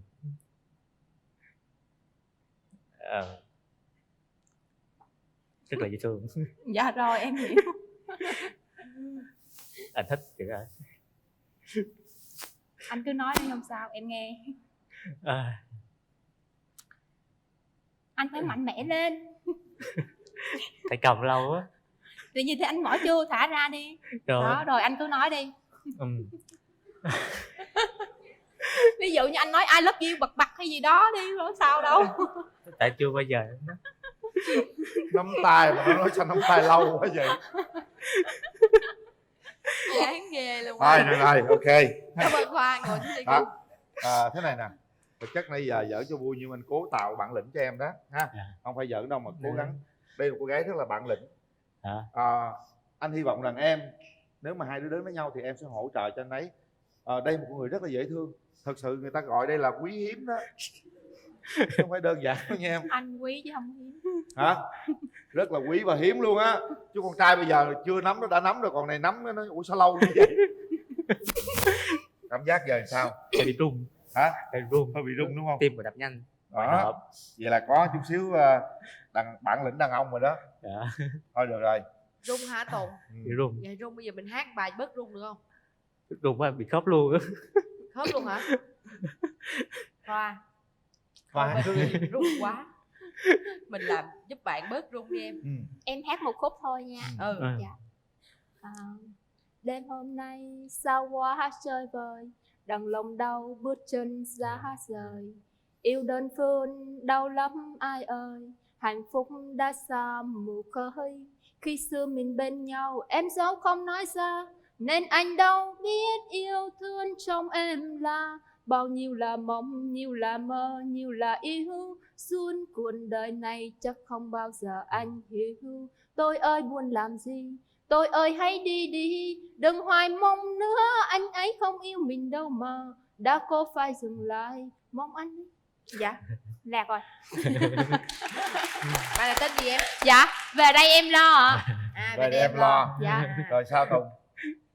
Hát lại. Người ơi có biết anh nhớ em nhiều lắm, những đêm trong giấc mơ tay làm lại lớn lên. Gì? Nào. Hát tập trung Lớn lên nào. Đàn ông mình phải mạnh mẽ lên. Người yêu Đàn ơi. ông phải mạnh mẽ lên. Nào. Em cố gắng mạnh mẽ lắm rồi. Cố gắng mạnh mẽ lên nha. 2, 3 bắt đầu. Người yêu ơi có biết anh nhớ em nhiều lắm, những đêm trong giấc mơ tay trong tay nguyện cầu. Em giờ đây ở đâu thì về đây bên anh đang rất mong tới đây nguyện cầu. Cảm giác như ảnh hát trong nhà tắm anh đang tắm hát mình á. Thì đúng đó. Anh không dám hát Tại lớn lên. Tại em thích cái dạng nhạc không lời. Không lời. Tại cái hôm nay em mới hát nhạc có lời thôi. Tăng rồi. Nãy giờ là mình nắm tay rồi ha. Mình cảm nhận với nhau, mình chia sẻ với nhau rất nhiều. Nghe bên cả hai gia đình cũng chia sẻ rồi. Thì bây giờ tới một cái thời điểm hết sức là quan trọng là bấm nút. Ngày xưa ông bà ta nói là trâu đi tìm cọc chứ cọc không có tìm trâu. Nhưng bây giờ xã hội thời đại 4.0 rồi, cọc đi tìm trâu cũng là chuyện bình thường. Nếu đàn ông không chủ động thì phụ nữ chúng ta phải mạnh mẽ. Phụ nữ hiện đại là người rất mạnh mẽ, thậm chí còn mạnh mẽ hơn cả đàn ông. Đàn ông bây giờ đôi khi cũng nhẹ nhàng và êm ái. Đừng đuối đừng đuối nha. Thật ra anh nghĩ rằng nếu có cảm tình với nhau, chúng ta hãy mạnh mẽ lên và hỗ trợ cho nhau để cùng yêu thương nhau, để cùng đi suốt cả cuộc đời này. Đã đến lúc chúng ta kiểm tra lại con tim mình. Nếu các bạn cảm giác thật sự rung động hay cảm giác rằng đối phương có thể là một nửa yêu thương của mình thì bấm nút.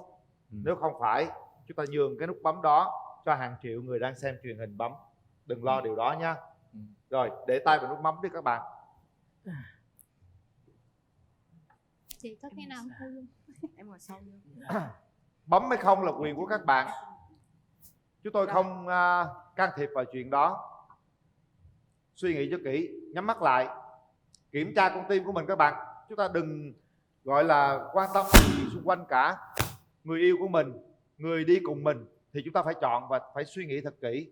Chúng tôi là người kết nối, nhưng các bạn là người bấm nút nếu như cùng rung động.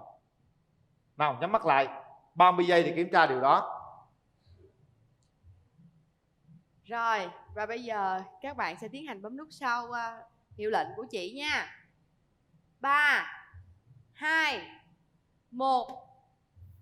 Hết thời gian. Ồ. Cảm ơn Cưng, đứng lên nha. Rồi, nắm tay. Nắm tay hả? Đã mới nắm rồi mà. Đó, coi nè. Đó, Là coi không nè. thích nắm nữa hay sao? Không, nắm Đó, sợ thấy chưa? sợ cái ngại. Chứ đâu phải. Sợ nắm hoài bằng cái ngại mà. Nắm hoài sợ Thoa ngại rồi bây giờ hung nè. Thôi. Thôi. Thôi sợ ngại. Ai ngại? Thoa, em ngại không Thoa? Ôm thôi được không chị? Không, quy định chương trình là phải hôn. Nụ hôn đầu tiên của em nha. Nụ hôn đầu tiên hết sức là quan trọng trong cuộc đời của Tùng, Lê Quốc Tùng hay là Anh Linh kỳ quá. bây giờ Kẹo người ta không hả? bây giờ nói em nghe nè, tụi anh không phải hung, tụi anh có sướng gì đâu, nhưng mà thật sự tụi anh muốn là em phải hung để chứng tỏ bản lĩnh đàn ông. Nếu mình không hung thì mình không phải đàn ông nữa nha. Không phải. Sợ bằng cái ngại thôi, vùng tay đi thôi. Bạn không có ngại. Em chỉ sợ một người ngại bản thôi. lĩnh, một người phụ nữ rất bản lĩnh, có gì đâu. Nào, bây giờ em xin phép cô đi. Em Rồi, nói rồi. nói gì đi. Chị bắt cô chưa? cho con sao? Tùng, Tùng, Dạ, Tùng con ơi, nói mạnh mẽ lên nào. lắng nghe chị nè. Lắng nghe chị nè.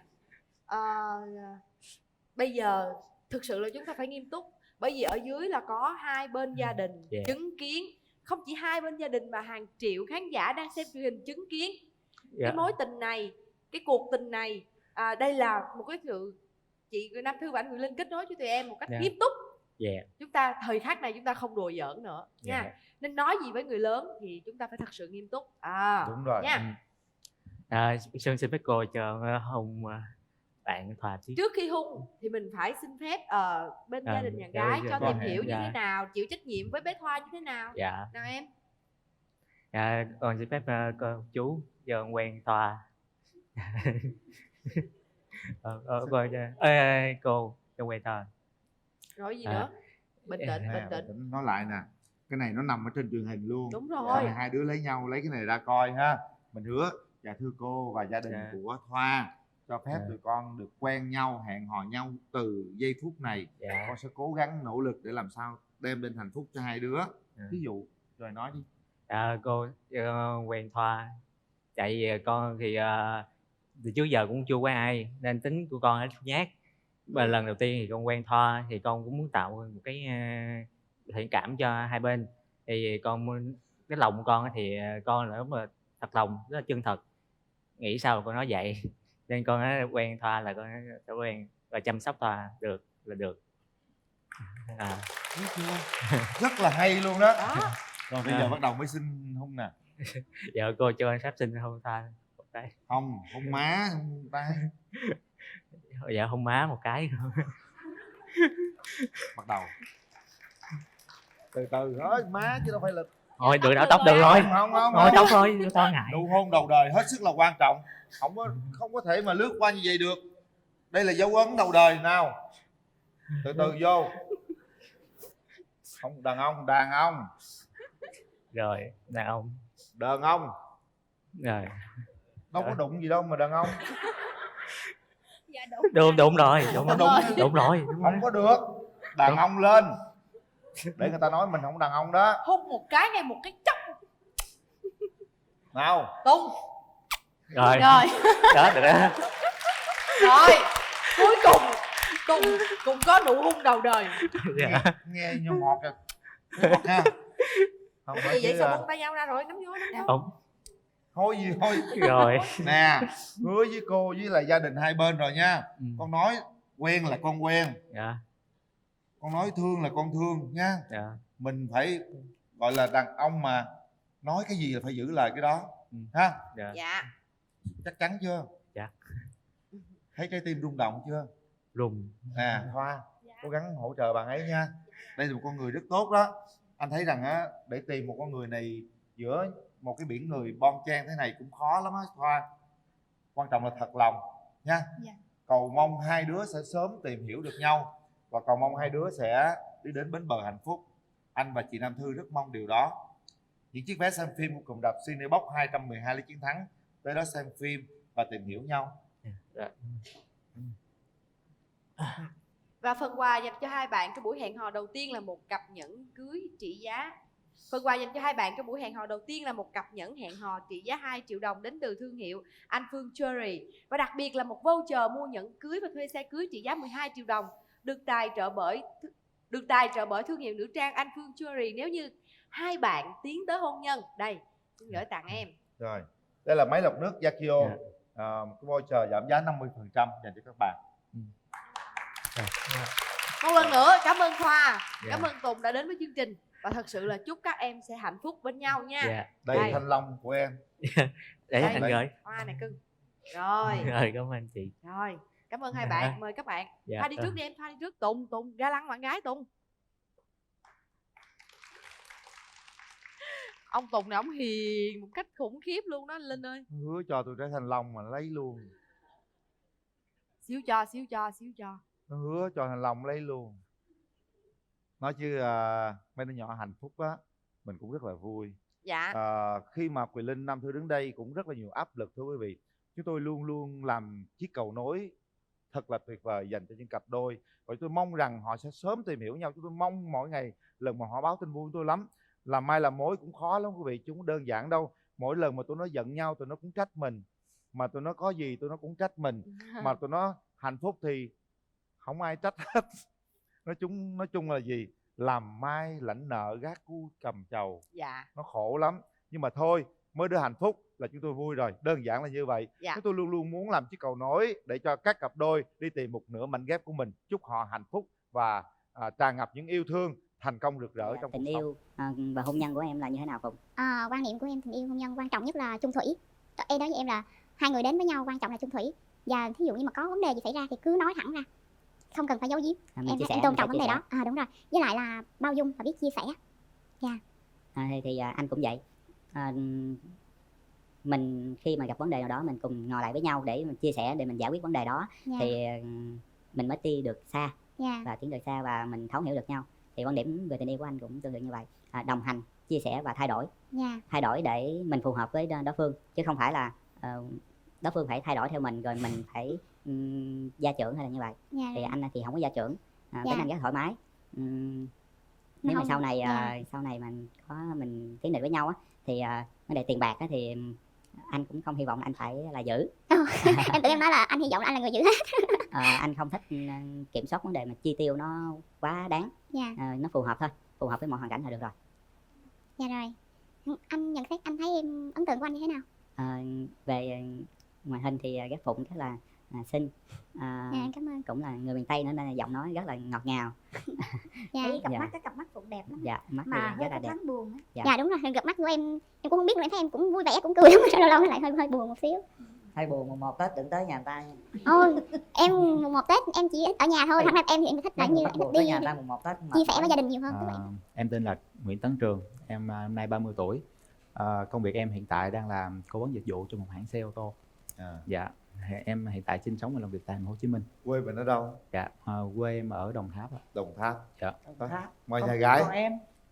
Dạ, em chào chị Hồng Vân, chào anh Quyền Linh, chào bạn em. trai ở bên kia và chào quý vị khán giả. Em tên là Đặng Khởi Phụng, năm nay em 29 tuổi và hiện tại em đang quê ở An Giang và hiện tại em đang làm việc tại thành phố Hồ Chí Minh, là bên ngành bên tư vấn chăm sóc khách hàng ở bên lĩnh vực chăm sóc mẹ bé chị.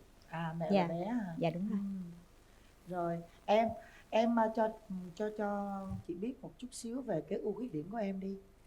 Về cái ưu điểm của em thì em thấy là em là biết vui vẻ, hòa đồng và quan tâm chăm sóc người khác, và em thích mang đến tiếng cười cho người khác nữa.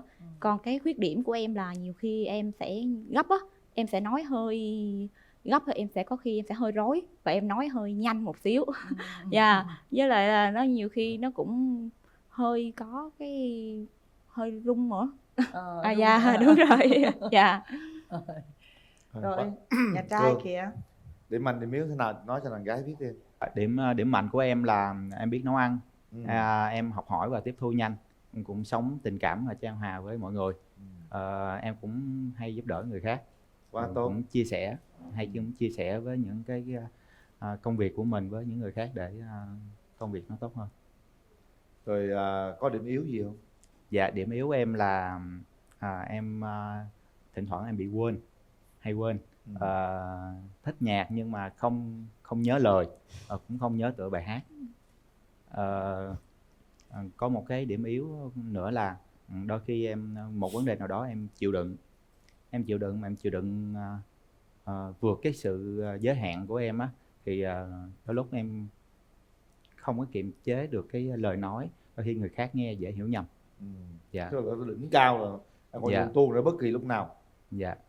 Rồi. Dễ làm người khác bị tổn thương đúng không? Đúng là đôi khi bực mình quá, nói tầm bậy tầm bạ làm người khác tổn thương. Vậy em có mấy mối tình rồi cưng? Dạ, em trước giờ thì em có 3 mối tình đó chị Hồng Vân. Dạ. Có mối tình nào mà vì những cái lời nói tổn thương như vậy mà chia tay không? Dạ, mối tình đầu tiên thì đó là chắc là mối tình đầu tiên đó chị Hồng Vân. Tại vì đôi khi còn trẻ, lúc đó là còn trẻ, không có được chia sẻ và thông cảm với nhau á, nên là những lời nói đôi khi nó không có làm cho người khác người ta hiểu được mình, nên là cũng có, nhưng mà sau đó thì không có. Em hay sau một cái mối tình đầu tiên đó thì em tự nhìn nhận bản thân mình và em sửa đổi, sửa đổi và nhìn lại những cái gì mà mình đã trải qua. Mình nhìn được cái xấu của mình là tốt rồi. Dạ. Rồi mối tình thứ ba là lâu chưa? Dạ, mối tình thứ ba thì cách đây khoảng hơn 1 năm. Yêu nhau mấy năm? Dạ, yêu nhau được 8 tháng á. Thì không sao, cũng chưa sâu đậm lắm. Dạ. Mối tình lâu nhất của em là được bao nhiêu lâu? Dạ, đó mối tình đầu tiên á chị Hồng Vân. Dạ là 4 năm á chị. 4 năm. Nhưng mà cái 4 năm đó nó không có liên tục, nó cũng ngắt quãng. Nói chung đó là những mối tình đầu không thể nào quên được, đó là những ký ức rất là đẹp ha. Dạ. Bây giờ nó đã trôi qua hết rồi, nó Dạ. vẫn mãi là ký ức. Rồi 3 mối tình bên nhà gái. Mình thì sao nè? Dạ, từ đó giờ em chưa có ai thích em, mà em cũng chưa có mối tình nào. Là chưa có ai thích em mà em cũng chưa thích ai luôn, đúng không? Chắc là thời con nít đi học thì chắc là thuộc dạng thích, mà thích nít thì có chứ còn con nít không được, à, nít đi. không có. Rồi con gái á, là chưa thương ai luôn. Dạ chưa luôn. Ồ vậy hả? Dạ. Ủa, lý do? Chắc là thật sự tại hồi nhỏ đó, rồi em đi học hồi cấp 2, cấp 3 đồ á, thì thời đó thì em hơi nhút nhát, em thường chơi với bạn nữ nhiều. Rồi tới thời với lại lúc đó em lớp 5 em 50 kg. Xong cái tới thời sau này em đi làm rồi á, thì phải lúc em đi học em lên Sài Gòn rồi á, thì bắt đầu lại là mình chân ướt chân ráo, mình vừa mới lên thì mình chưa kịp làm quen với sinh hoạt, tới hồi mà làm quen sinh hoạt là người ta có bạn bè hết trơn, người ta có đôi có cặp, mình cũng chưa có ai. Nhưng mà em có thương thầm ai bao giờ? Không, lúc đó em có dọn dạng như mà mơ mộng một xíu thì thấy anh đây đẹp trai quá thì cũng suy nghĩ một xíu, nhưng mà thương thầm ai thì cũng chưa luôn. Nhưng mà em nghĩ nếu như mà cũng may là chưa thương thầm ai, chứ thương thầm ai mà tính em mà kiểu như mà thương thầm mà thấy người ta không thương mình chắc khổ dữ. Tính em cũng hơi tình cảm một xíu. Như vậy thì là cái hình em hình dung cái người yêu của em phải như thế nào? Em hình dung người yêu của em muốn một người phải chững chạc một xíu, một người ấm áp, điềm đạm, và nó sẽ có cho em cảm giác an toàn. Cần đẹp trai không? Cao từ 1m65 trở lên là được, ngoại hình dễ nhìn có duyên là được rồi, chứ cũng không cần phải đẹp trai, tại vì em không cần quan trọng cái nào hết, quan trọng cái tính tình hơn. Giống anh Quyền Linh cũng được, anh Quyền Linh là toàn tốt. Dạ. Này giống anh đó. Dạ. Rồi đẹp trai anh, nhưng mà có nét da ngâm giống anh đó. Dạ. Giống nước da. Rồi Dạ. còn anh trai, em muốn một nửa yêu thương của mình như thế nào? Dạ em thì thích một bạn nữ tóc dài gì nữa? Dạ, da sáng một tí. Da sáng, có dạ. sáng đó, dạ. Sáng đó. Dạ, biết chia sẻ. Rồi nãy bạn nói bạn sống rất là tình cảm. Dạ. Và người miền Nam anh. Người miền Nam đó, miền Nam luôn, An Giang. Bên An Giang đây nè. Dạ, qua cái cầu là tới. Rồi qua cầu là tới. Em là Đồng Tháp đúng không? Dạ. Đồng Tháp đi qua cầu Dầm Cống. Dầm Cống và cầu Dầm Cống bây giờ đi thẳng tới Kiên Giang luôn, qua luôn ngã ba Lộ Tẻ luôn rồi. Dạ đúng rồi. Là đi một tới luôn. Dạ, trời ơi, tao nói dễ thương, trắng tươi, trắng hơn em. Dạ. Hey, cưng quá, được á. 29 tuổi đó mà chưa có mối tình nào. Cái hay là bên đây nè, bên đây cũng tình cảm, bên đây cũng sống tình cảm. Hai người sống tình cảm với nhau là được rồi. Ha? Được, bây giờ nè, em không thích điều gì đàn ông? Em thích người đàn ông gia trưởng, tính toán, chi ly. Với lại nếu như mà có nóng tính thì kèm lại một xíu. Chừng nào em đẩy quá người ta tới cái đỉnh cao của sự nóng tính người ta mới buông lời em ra, thấy em không? là em chịu đựng giỏi lắm ấy, thành ra thường là chỉ có người ta đẩy em thôi chứ không có đẩy ai hết. Rồi, dạ. Người ta đẩy em tới lúc nào em có buông ra những cái lời cay nghiệt không? Không, em chỉ để trong lòng thôi. Nhưng mà sau đó rồi kiểu như là sẽ như là những cái quan tâm đồ của em bắt đầu nó sẽ giảm đi. Và nếu như mà một khi em dứt khoát rồi em rất là dứt khoát. Tại sao em không nói ra? Thật sự tại vì tính em thì em thích là thật ra phụ nữ cũng có nhiều khi nó cũng hơi lạ xíu là không thích nói nhưng mà muốn người ta hiểu một xíu. Đúng rồi, mấy cái đó mà còn phải nói ra, hoặc không có khả năng nếu như mà thân thiết hơn thì em có khả năng em cũng sẽ nói ra. Nếu như mà hai người nói ra đi em ơi. Đúng rồi. Nói ai mà hiểu mà. Thời buổi này nhiều cái mệt mỏi quá rồi ha. Còn đủ thứ, trời ơi, tất bật mưu sinh, cơm áo gạo tiền, mưa bão gió lũ, nói đi cho người ta hiểu luôn chứ. Đúng rồi. Thôi, nói chung là hai bạn anh thấy cũng có nhiều cái tính tương đồng với nhau. Bây giờ là anh trai đi với ai nè? Dạ em đi bạn học cùng quê em ạ. Có bạn học cùng quê hả? Dạ. Đồng Tháp rồi. Đồng Tháp hay Sa Đéc hay là Cao Lãnh? Em chào anh Quyền Linh, chứ chào chị Hồng Vân và các bạn trong trường quay. Chào bạn bên nhà gái. Mình tên là Nhi, mình là bạn học cấp 3 của bạn Trường, cùng quê luôn. Quê là ở huyện Cao Lãnh đó nè. Hôm nay em được trường nói là em thật ra em là người đăng ký cho trường để tham gia chương trình này. Khi chương trình gọi cho bạn trường thì trường mới biết, là em cũng đăng ký khá cũng vài tháng rồi á. Thì hôm nay em được cho là người thân của trường đến đây. Thì thật ra nãy giờ em nghe bạn nữ chia sẻ thì em thấy ở hai bạn có cái điểm chung với nhau á. Thật ra là hai bạn cùng làm cái ngành dịch vụ khách hàng. Thì cái khả năng thấu hiểu và chia sẻ với nhau thì em nghĩ sẽ là có, đặc biệt là bạn nữ làm bên cái ngành mẹ và bé nữa. Thì ở đây trường có cái mong muốn, cái mẫu hình bạn gái của mình đó là người miền Tây này, thì An Giang với Đồng Tháp thật ra nó rất là gần, qua cầu là đã tới. Bạn nữ cũng khá là xinh và trắng, cái chuẩn chiều cao cũng cỡ như bạn trường mong kỳ vọng ra. Thì em thấy là hai bạn cũng có thể cho mình một cái cơ hội để có thể tìm hiểu với nhau. Và cái tính của trường thì cũng muốn là chia sẻ, có người lắng nghe và chia sẻ với nhau, thì em nghĩ là bạn nữ khá là phù hợp. Dạ. Rồi, cảm ơn em. Vì vậy là cũng có một ý kiến của mình bạn trai rồi, bạn gái. Em đi với hai bạn chung phòng của em anh. Chung phòng ha. Chào chị Hồng Vân, chào anh Quyền Linh Chào và em. tất cả các bạn xem chương trình. Thì em thấy bạn trai này cũng khá là dễ nhìn, hiền, chân thành. Đồng Phụng thì cũng rất là hiền, biết quan tâm người khác. Thì em hy vọng hai bạn cho nhau cơ hội tìm hiểu. Rồi, cảm ơn em.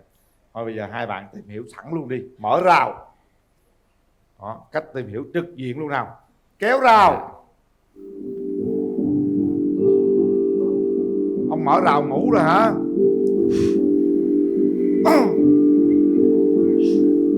Mở rào.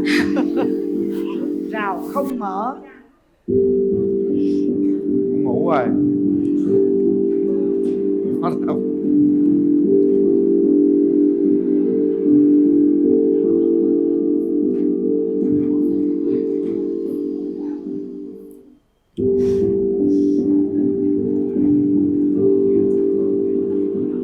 Chắc mở tới sáng quá.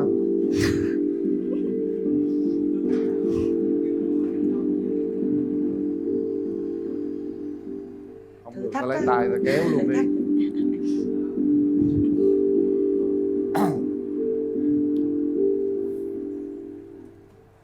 Ngồi nghiêng rồi hả chị hả?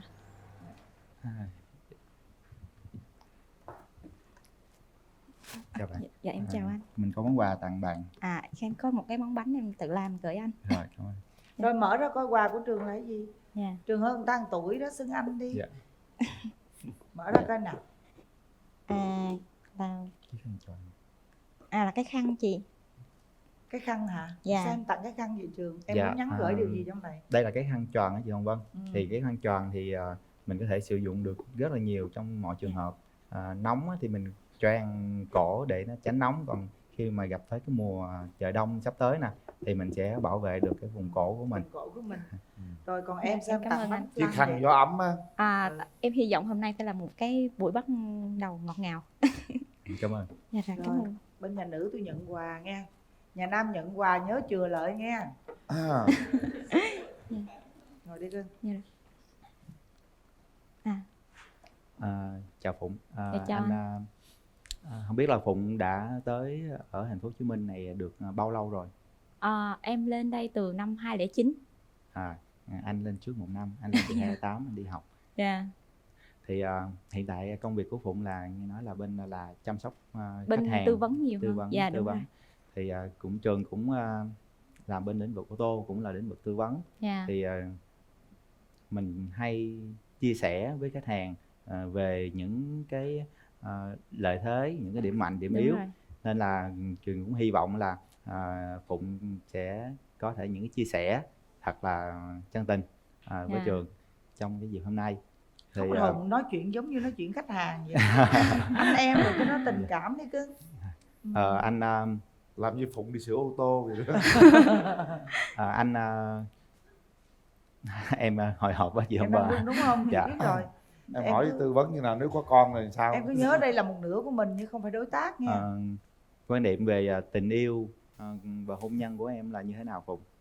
Quan niệm của em tình yêu hôn nhân quan trọng nhất là chung thủy.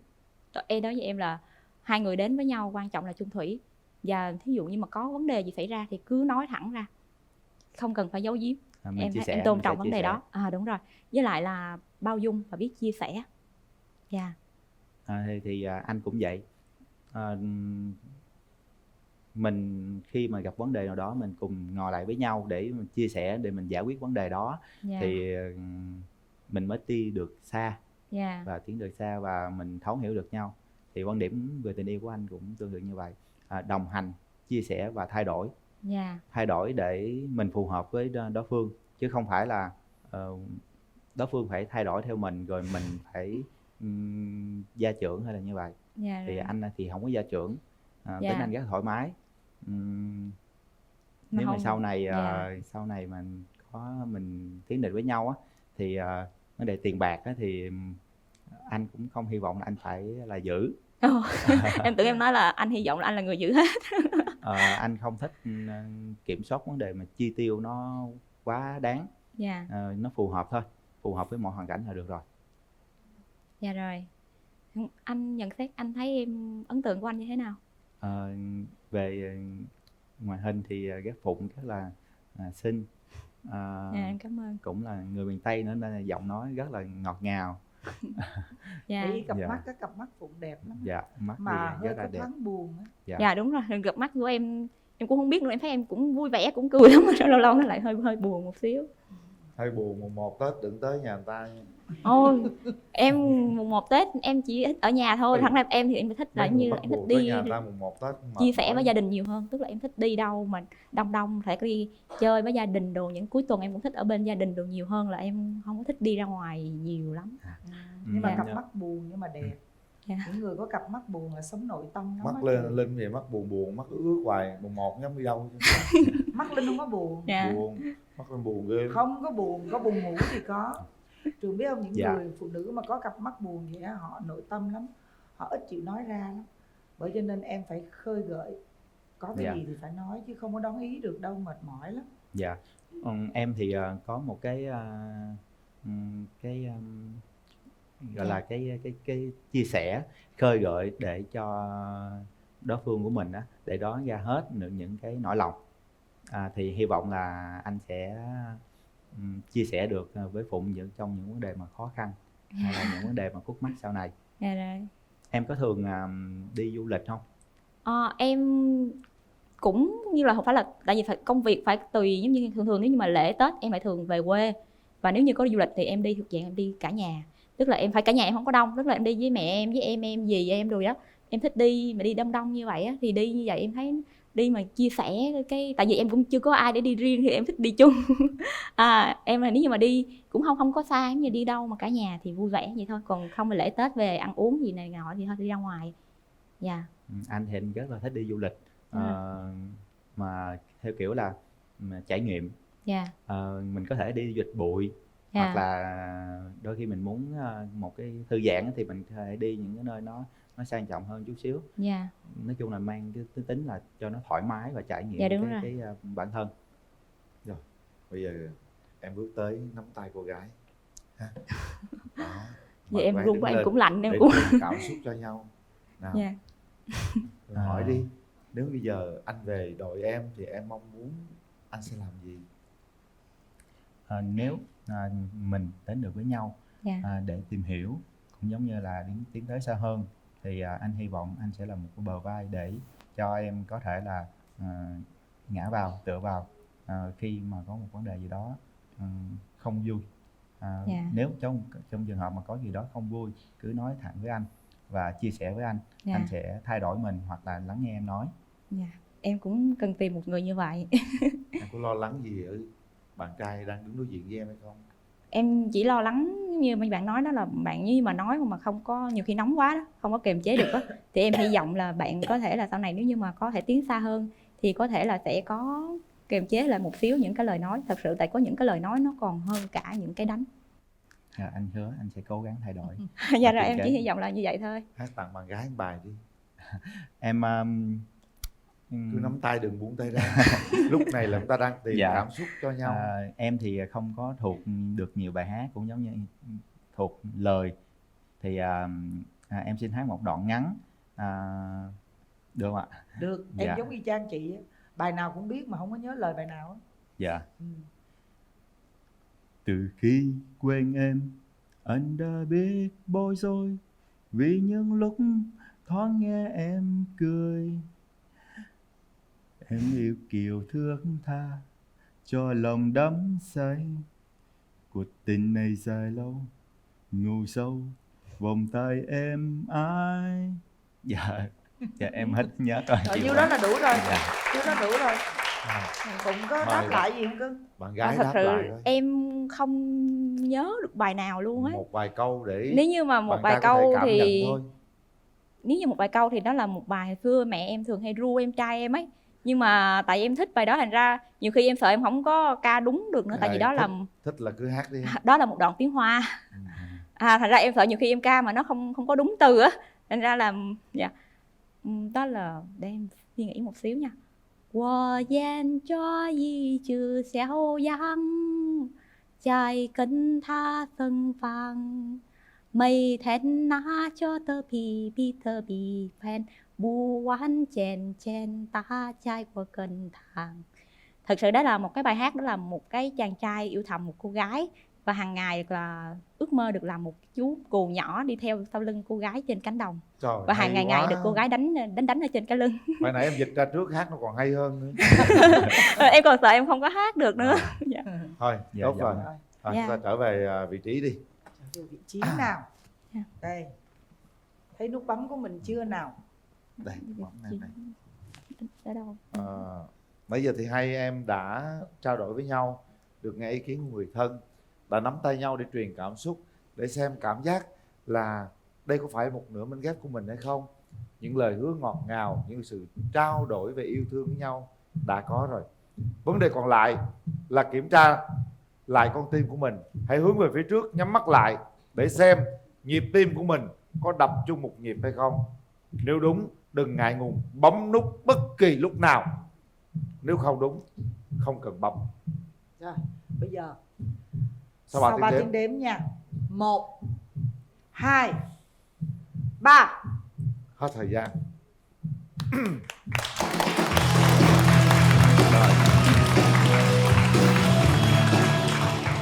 Đấy. Chúng ta cũng lớn rồi, mạnh dạn lên nắm tay nhau nào. Đây là lần đầu tiên chúng ta làm quen nhau với sự chứng kiến hàng triệu người, và những cái lời hứa chúng ta không bao giờ nó phai mờ từ năm tháng đâu. Hứa cái gì làm y chang như thế nha. Hôm nay em nhìn ống kính đi, gia đình của bạn gái đang theo dõi truyền hình, em hứa điều gì đi? Cái chị thấy gì nè em, trong cái gọi là cái mối tình này á, nếu mà có thành công á thì em phải là người gọi là người chịu, là cái người mà dẫn lối đưa đường và cái người chịu thiệt thòi cho cô bé Phụng này, tại vì đây là mối tình đầu tiên của cổ đó. Dạ. Đầu tiên về mọi phương diện luôn á. Dạ. Xin chào hai bác. Cho phép con xin được che chở cho Phụng và được dìu dắt và tìm hiểu Phụng để là một cái bờ vai để có thể che chở được cho Phụng về sau này. Con xin hứa. Rồi, Phụng nói gì với gia đình của bạn trai đi. Dạ con ba mẹ mình nữa. Dạ con chào hai bác và ba mẹ. Nhưng con hy vọng là hôm nay sẽ là một cái khởi đầu tốt đẹp, và nếu như mà con và anh sẽ đến được với nhau thì con hy vọng là hai bên sẽ xem gia đình hạnh phúc, và con sẽ xem ba mẹ anh như ba mẹ con, và anh cũng xem ba mẹ con như ba mẹ anh. Trời ơi, hay quá. Hỏi Phụng một câu này, em có một cái trực giác là cái người đàn ông bên cạnh em sẽ là người để cho em tin tưởng, một cái người đàn ông tốt đối với em không? Em có cái trực giác đó không? Có một xíu. Có một xíu đúng không? Dạ. Anh thấy là anh theo cảm giác của anh thấy là nhiều đấy chứ không phải một xíu đâu. Đó, vậy là bởi vì yên ở tâm bạn rồi. trai này thấy có một sự tin tưởng rất là lớn. Bạn gái thì lại càng tin nhiều hơn nữa. Hy vọng rằng với những sự tin tưởng của tất cả mọi người, với những lời hứa mà các bạn đã nói với nhau đó, hãy giữ lấy và yêu thương nhau, nhường nhịn nhau, chịu đựng nhau để chúng ta cùng đến với một cái chặng đường rất dài trong tương lai. Đó, còn bây giờ thì chúng ta hôn nhau nào. Hai bác cho con xin phép con hôn Phụng nha.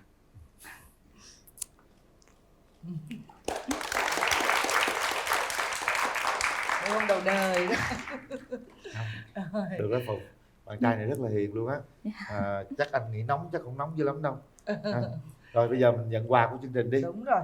Quà đâu nào?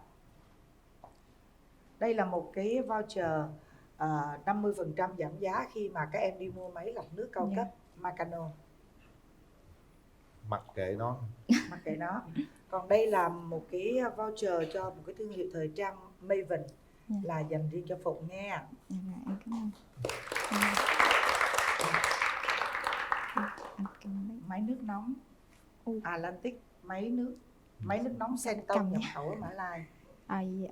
Đây không, bây giờ đứa cầm cái nhỏ, đứa cầm cái lớn. Cầm cái lớn này. Máy nước nóng Atlantic của Pháp, được nhập khẩu từ Thái Lan nha. Tụi em được bảo hành miễn phí 1 năm, một đổi một, giá trị là 7 triệu. Hãy giữ bánh của nhau. Để hồi hai đứa kiếm chỗ nào ngồi ăn đi. Rồi giao lưu với nhau. Ăn không hết, ăn không hết đưa lại cho anh. Trời đất ơi, nó đổ bây giờ. Đây em cầm đỡ đi chút xíu vô. Rồi. Dạ rồi, em cảm ơn. Hai đứa hạnh phúc nha. Cảm ơn nhiều. Mình cho bạn Phụng đi trước đi, mình đi sao bảo vệ bạn Phụng nào. Đấy. Trời ơi. Làm như tình yêu rồi phải tắm mới sẽ tặng nước không rồi trời. Phụng đi trước đi. Phụng đi trước đi. Đó. Rồi bạn trai đi sau bảo vệ đó ha.